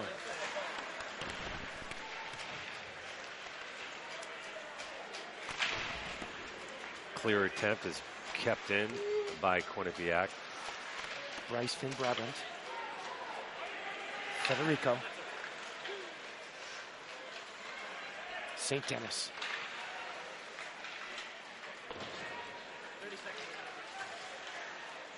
Samuels Thomas. Quinnipiac biding their time, but there's a turnover. 20 seconds left in this. One last rush. One last rush is right. St. Denis, backhand, deflected nicely.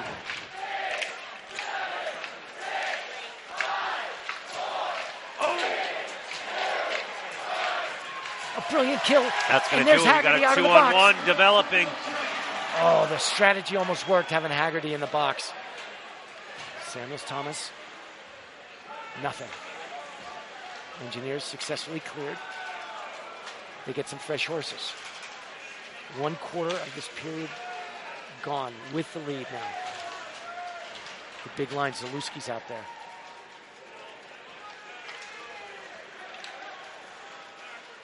High, wide. This waved off the ice. Hags behind the net. Ooh, it's a nice hit there. A little bit of a yard sale, 2 sticks down.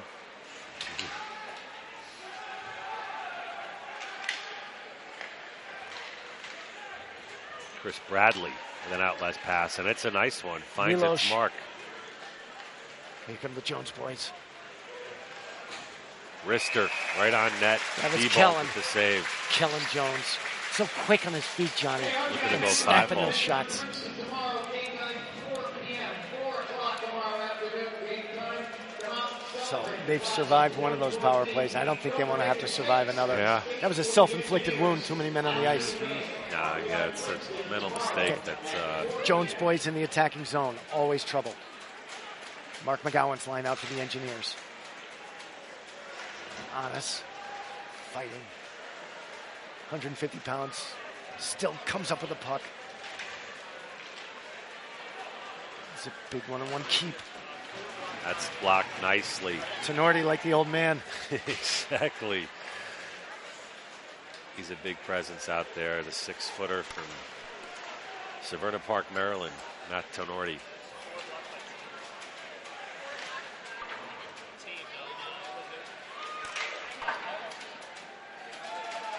Luke Karate chips it out. A little bit of a foot race. Who doesn't like a foot race in a Riley game of hockey? Borbanis. 1-goal game here at the Houston Fieldhouse. Curtis Leonard chips it off. Fulton, fourth liner, fires it in. Little energy from this line. Johnny Rodgick chasing it down. Connor Jones. He's doing exactly what the coach wants. Playing in their end, 200 feet away from his own goal.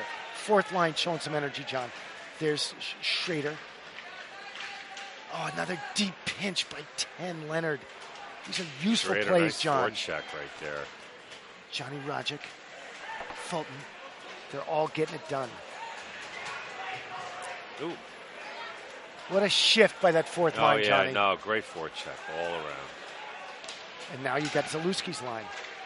This is like a good chess game. Each one trying to see who's going to blink first. But it's RPI Leonard with a one-goal gaining lead. the red line and an intelligent dump so his team can get the forecheck going. Laberlerte. Who's in front? You can hear the oohs and the ahs. Back in, cycle back, fresh horses. Bradley This is a keeps Seth in. Appert coach game. Absolutely.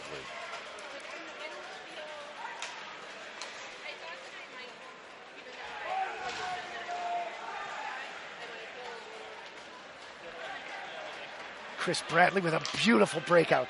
17 to Bubella. Regains his Bubella feet and maintains. regains the puck. Backhand Bella to his guy. maintains. Zalewski and Bubella. Those sophomores are working magic tonight, Johnny. The big shot by 2. Ooh, pad save. Parker Digs up a Reno with a big bomb. rebound. Rebound control might be an issue for the Bobcats. Tibbler. Quinnipiac's going to get a Parker Reno. change here. Over to Dolan. Dolan trying to get to the red line, and he does. What can he do with it? Can he get it deep? Almost. Okay. And the Bobcats. 11.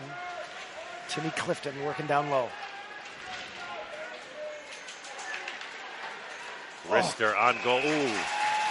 Great save by D-Ball. That's 20 shots on goal for Quinnipiac, 19 for RPI, You see 21. a replay like Dan Bobron came one around. Oh, we got a nice shot, a little Haggerty. We got Neal's line out there. First line, Mike Neal, Haggerty on the wings. Brock Higgs taking the face off. But they're in their own zone. Oh, little time. Oh, are they calling another penalty? They're going to the scorer's table. A little conversation. Talking it over. The penalty box doors are shut, so you don't have to worry about that. What's being discussed? They're going to take time off the clock. Going over to talk to Appert. 2 minutes each for roughing. Is that what he's calling? He's showing 2 fingers. They're wondering what the heck's going on. I'm still seeing 5-on-5 manpower. I don't know what the 2s stand for. He hit his fist like it was a roughing call. Oh, okay. I don't know what that means. But Annis, one of the most dangerous players on the ice. Quinnipiac. See, that's just what you got to do. With the Jones throw brothers. the puck on net. First Things line happen. against first line. Haggerty throws it out. Will this be an icing? Now look at this. They let Look him at play. this. Look at this. Great hustle on the part of RPI. Jones on his A lot of backhand. room. D-balled another big save. Now, if you take a look at the Guy Leboeuf keeps Jones to the outside, forces him to take a backhand. A trying shot, but not an impossible save. Scott Diebold takes care of business.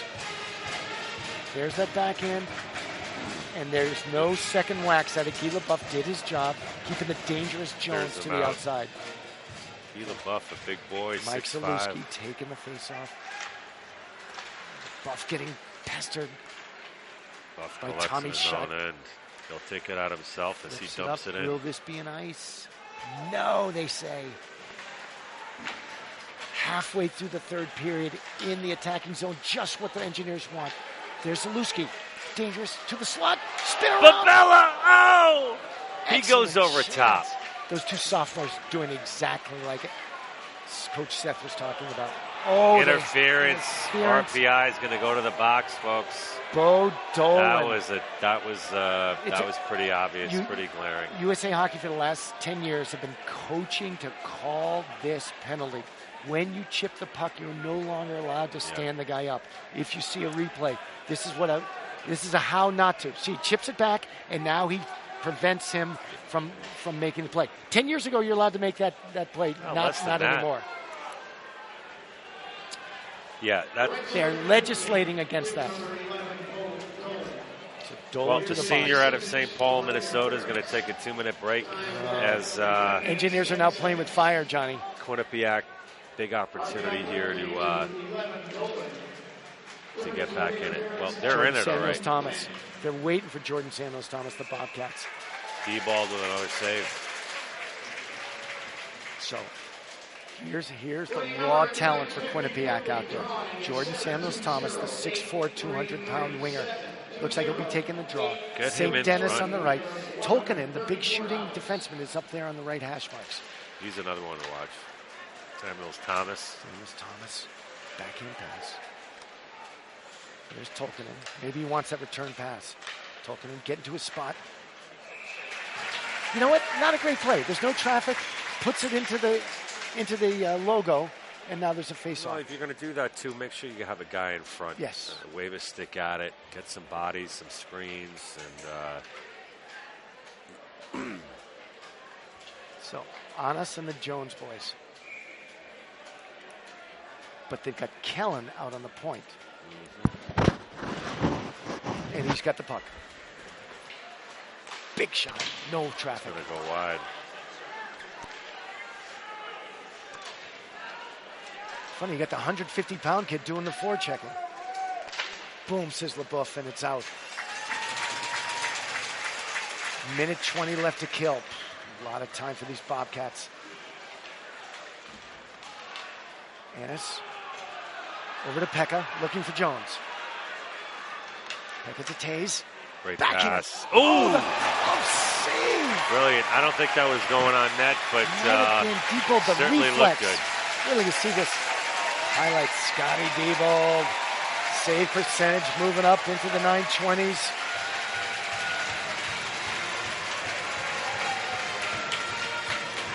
No time for a replay. They're about to drop the puck. Careful, guys. Oh, I might be wrong there. Yeah. Great cat-like quickness by Diebold. Through that screen from Connor Jones. Here's Kellen Jones. Kellen waits. Annis, and it's deflected out to neutral ice. Halfway through on this penalty kill, Johnny.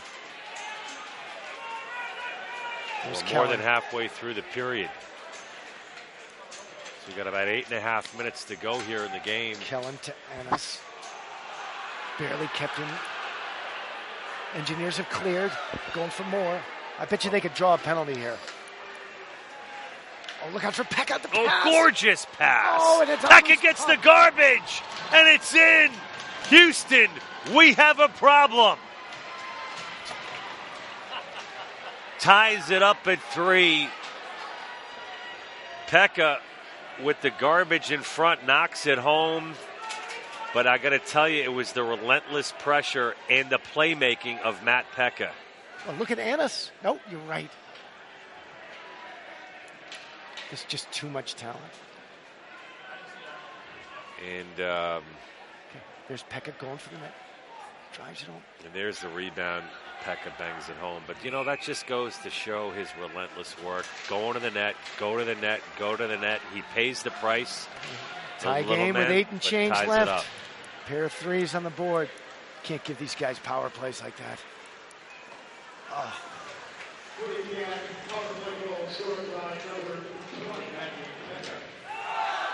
He was assisted by number 10, Connor Jones, and by number 5, Devon Davis. Well, time now to catch our breath for a second, Tim. A power play goal by Matt Pekka to tie it up.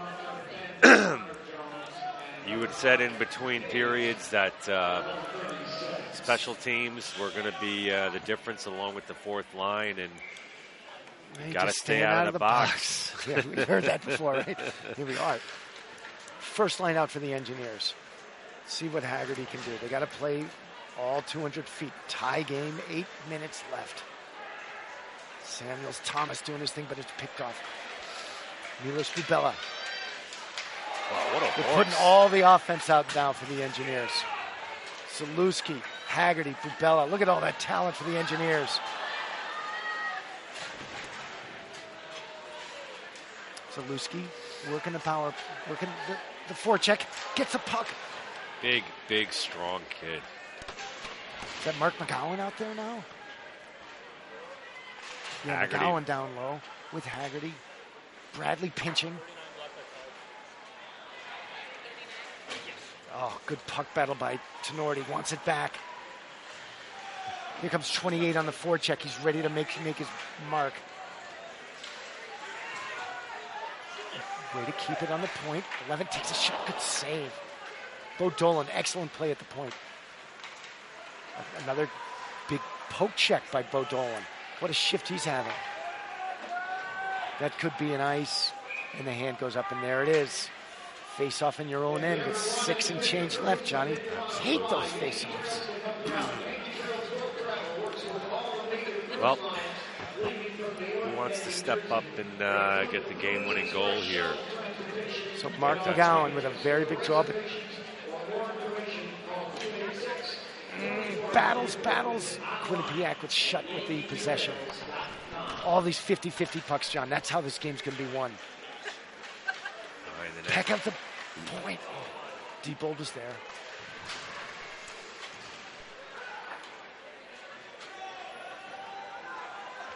Smith recoups. St. Dennis in a battle with Bo Nolan. Braun. Okay, here's Neal. Here's Haggerty coming down the right wing. Tries to put a move. And he'll get a nice little face-off. Puts a little snow on the goalie. They don't love it. It's a 3-on-1. Maybe a little payback there for the run on D-ball. He just gave a little snow to the goalie. It's in his home rink. Felt safe. All right, clock's the big deal, Johnny. 6 minutes left. Tie game. Face-off in the Quinnipiac end. Who are they going to throw on here? They got their keeping Haggerty Jones out there. brothers. They're keeping Haggerty. And freshman Annis. Neal. Neal, Brock, Higgs. The usual suspect. No, they're putting Laliberte out there. And they're taking Coach Briggs Appert out. switching things up. Yeah, they're going to save Higgs for another shift. La Liberté. Quinnipiac. Alan Jones. Good for Clifton. He's Nice muscled little off batter. the puck there. It's all about real estate, John. And that'll be nice. Oh, you don't like those icing calls, Johnny. Absolutely 5 and not. change left. Unnecessary. Federico for Quinnipiac. Yep.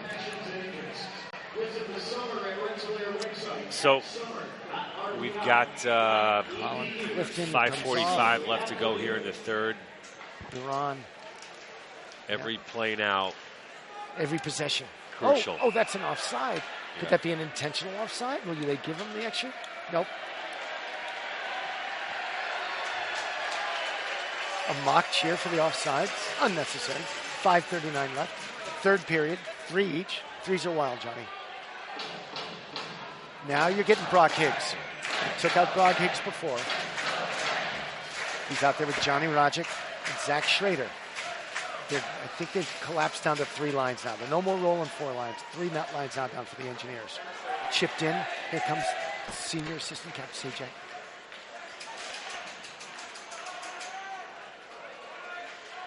Rodgick. Higgs takes a bump. Out they come. Look at those things. That is, icing is waved off. Hybrid icing. Hibbler, shot on net. That's pushed aside by Diebold.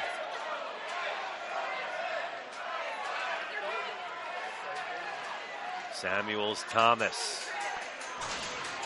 Taking a bump from LaBouffe. LaBoom. Johnny Rodgick. Oh, you got to chip that in. LaBouffe, can you get to the red line, please? No, he was short of the red line, but they wave off the ice. Oh, the speed. Oh, he got ahead of steam there. Shut going to the net. He gets tied up. It's a great defensive play by the Engineers. La Liberte gains the red line. Is he going to chip it in? Yes. A smart chip. Gets his own rebound. Liberte continues. La Liberte continues with the pressure.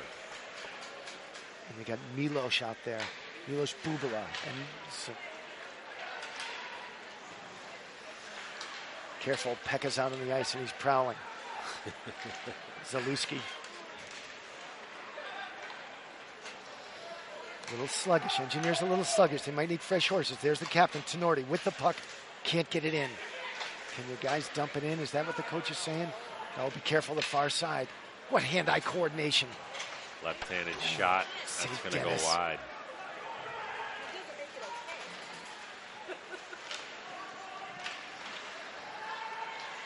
Well, Tim, something's going to happen. It's going to have to happen. It's going to have to happen. 3.5 minutes. Regulation. Luke Karate chips it up. Bourbonnais on the chest. I haven't seen Bourbonnais much, and he's on the. Uh-oh. And as fires. Here. Oh. That's why I was trying to go high glove. I'm telling you, I'm impressed with this Annis guy. Boy. DC product.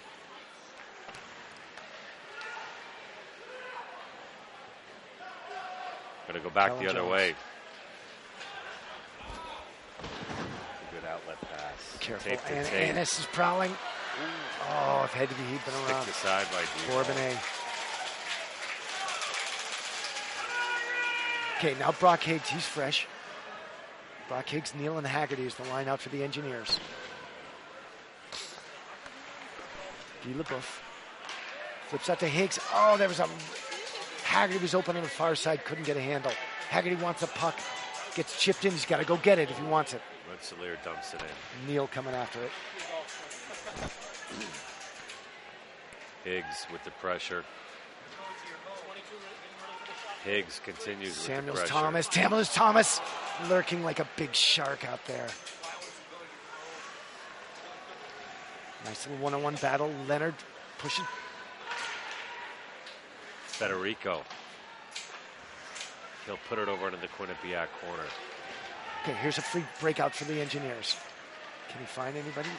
Leonard with his head up. Gets it to Neal, dumps it in wisely. Just where he wants it. They get a fresh shot. Oh, nice play by Zalewski. Almost kept it. Lofton. Got up the right wing the now. The freshman Lofton, 1-on-3. He's pushed aside dumps it in. by number 24, Chris Bradley. Bradley continues with the pressure.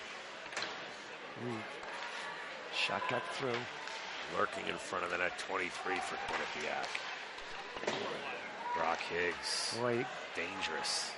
Diebold never saw that last shot. Letting him play. Borderline charging there.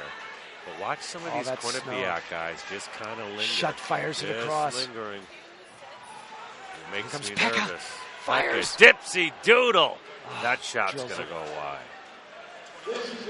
He is fun to watch, I'll tell you that much. Pekka again. Oh, careful.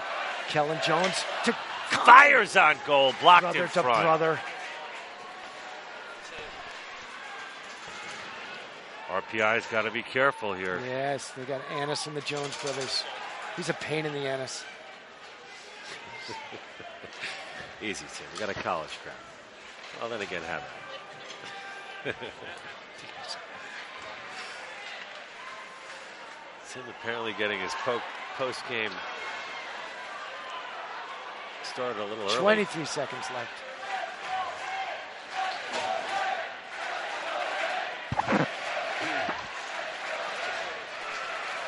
Tied up at 3. Broken stick. Oh, they've got numbers. They might have a chance here for one shot. Backhander blocked aside. 2. Alex Barron with a nice play defensively for Quinnipiac, and that's going to do it here in regulation. John, can you ask me what I want for Christmas? How about an overtime goal? How about 5 minutes of extra play at the Houston Fieldhouse on a Friday night? I like it. Can I just have 5 more minutes?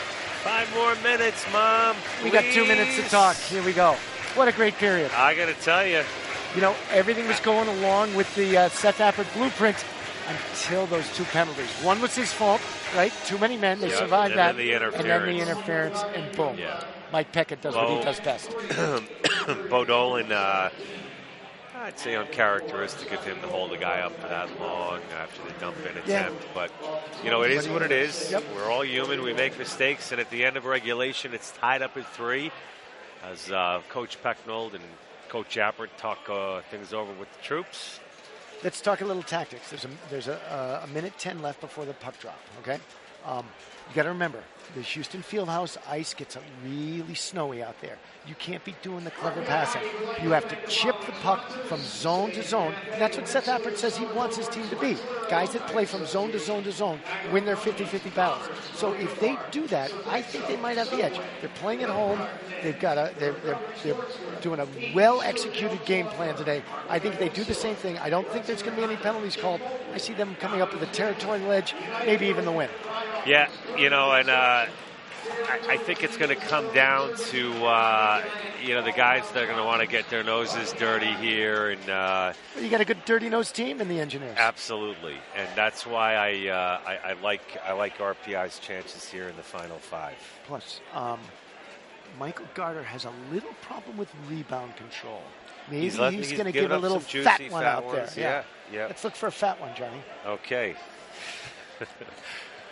Oh, boy. I'm going to leave that one alone. Okay, 3-3 end of regulation, Tim. It's a game that certainly lived up to its billing. Got to give Seth Appert a lot of credit for slowing things down with those big guns in the Jones twins, and Matt Peck has certainly had his moments of brilliance here tonight. They've neutralized Jordan Samuels-Thomas. It's been all this great one-on-one play by those big defensemen. They've been challenged by that kid, and they really won most of those battles. Hats off to the big defensemen for RPI. Yeah. Guys like Chris Bradley, Bo Dolan, Parker Reno, Luke Karate winning a lot of those battles. Definitely. Okay, so they got Pekka and St. Dennis out there. They got the third line out. Here we go. For the Bobcats, and they get it in. They got to move 200 feet. The Engineers. Ebald leaves it. LeBoom. Call an icing there. Back the other way into the RPI zone. You never like that, Johnny. You know, you're a face-off loss away from a glorious scoring chance in overtime. You hate that. So let's see if you can win that face-off. Brock Higgs against Brock Higgs. I like Higgs. Annis, Jones, and Jones for Quinnipiac. We're going to go the other way. Hags has been quiet here in the second half of the game. Nice one-on-one opportunity. He'll put the puck on the side of the net. The freshman blasts him. Higgs looking to break it up, which he does. Higgs with the puck. Haggerty's goal hanging. Oh, puck goes off his stick. Okay, they got the Zalewski line and Bubella.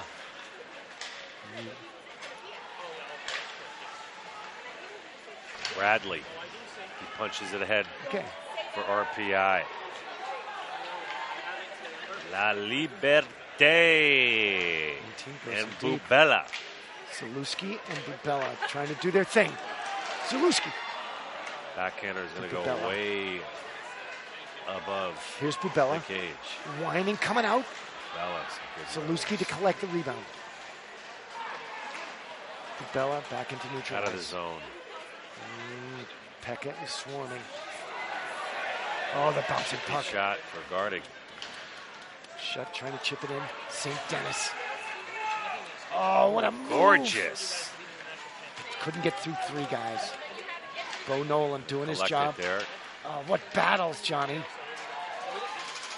Oh, couldn't chip it deep. 3 minutes and 15 seconds remaining in this overtime, unless there's sudden death.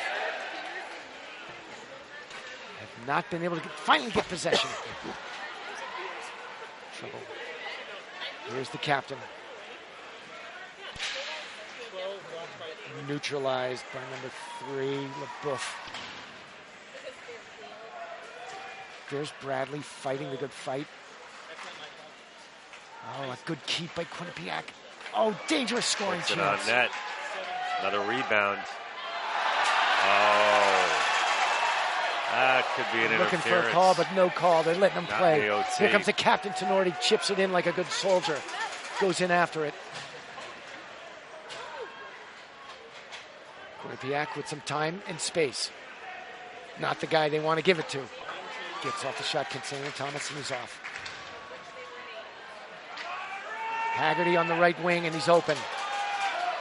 Pass behind him, he kicks it off his foot. He's got it anyway. Oh, just missed far side. What a skill set to take it off his skate.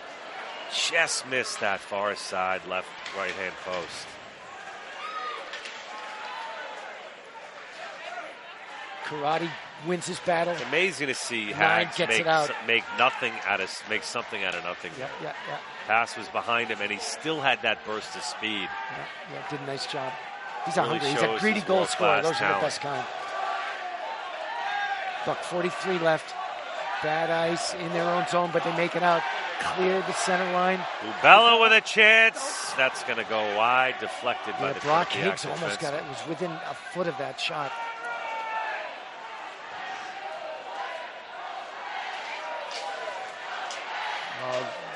They got the go red, go white cheer going. Is that enough to spark it? Look out for Pekka with the puck through center ice. Dipsy doodle. Oh. Threads the needle, but it's going to be covered up by D-Ball. Now, if you see a replay of this, D-Ball goes out to play that with the open side of his stick. That's never a good thing for a goalie. Use your big mitts. He's out there with the... Okay, watch how he turns the stick inside out. Turns the stick inside out. That's a bad way to collect a puck. He was fortunate to get it. Gutsy, tough. Took a couple of stabs. Came way out to get it. You see Pekka out there. It can unnerve you. But the thing is, Tim, Quinnipiac takes a timeout. Tell me the story. Well, as much fun as it is to watch a Matt Pekka, I mean, this kind of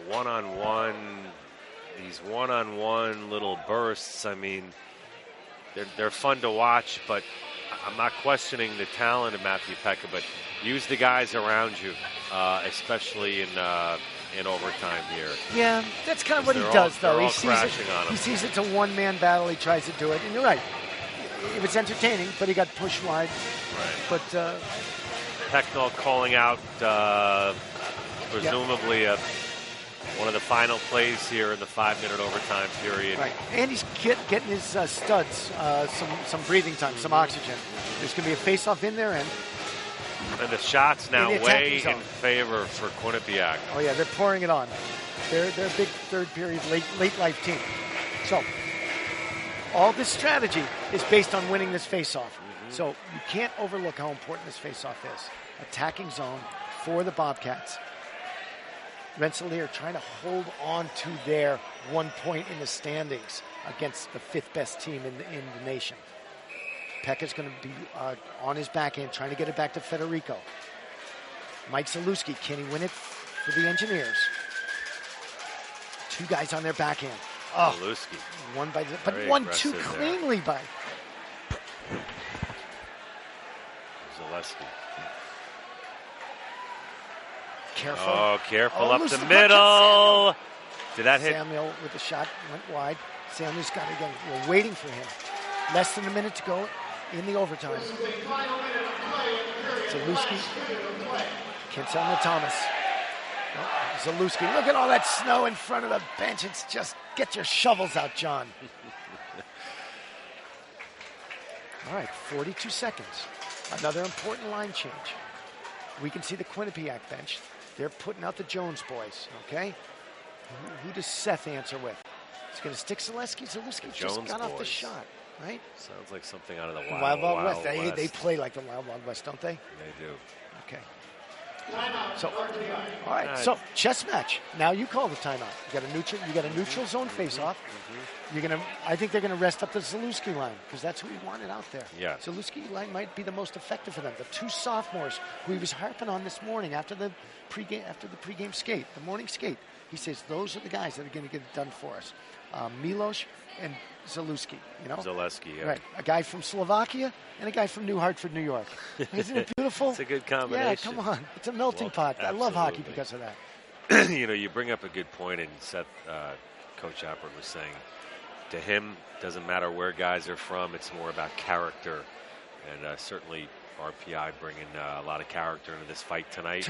Absolutely. And this is a character game. It really could be a turning point for them. Whether this game ends in a tie or a win for RPI, it could be a turning point of the season. I am much more inclined to say it's a turning point if they can figure out a way to win this. If it's a tie, they got to go find the next one and make a win out of it. Okay. Well, but at least they've righted the ship. They had a rotten November, and now they're playing these guys eyeball to eyeball. Yeah. Okay, they got the Haggerty line out. It'll all sort itself out here in the next 42.8. Trying to get the hat trick. Haggerty to be the real hero. Connor Jones against Zalewski. Yep, 2 first lines for 2 of the highest scoring teams in the ECAC. 40 seconds left. Wins it. Chipped in cleanly. So they got Zalewski. Oh, nice Broke it attempt. up. 24 seconds Connor. left. Connor Jones, backhand, nothing, just a loose puck. No one to help him there. And Bobron. Oh, a great block. No call. Hands grabbing. 10 seconds. 7. And a hand pass. And there it is. 1 point in the standings. 2-0 lead. Well, that's going to do it. 3-3 time. Let's get some final thoughts. Johnny? Well, let's make it official, Tim. The final score here at Houston Fieldhouse in Troy, New York, home of the RPI Engineers. 3. Playing host to the visiting Quinnipiac Bobcats. 3. Final score 3-3. And Tim, like we said, coming into this thing, high hopes for RPI, and I really think they have to be proud with their effort here tonight against such a talented team as Quinnipiac. Kind of like kissing your sister, as they say, but something to go off of. Seth Appert having a nice talk with both referees. He can't believe the interference call. He's thinking that's what cost him the game. He's got nothing to complain about there. I don't think so. No, you're trying to legislate against that. Yeah. I don't know he what might be the saying his problem defenseman was skating and creating space, but his arms were extended. He was essentially checking a player who's been granted the right to skate into the attacking zone.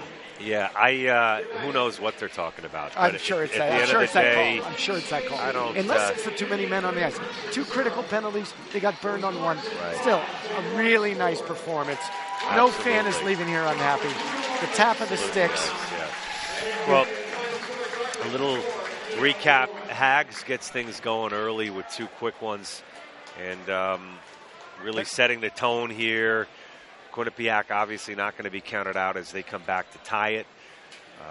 And RPI gets the go-ahead goal to make it 3-2.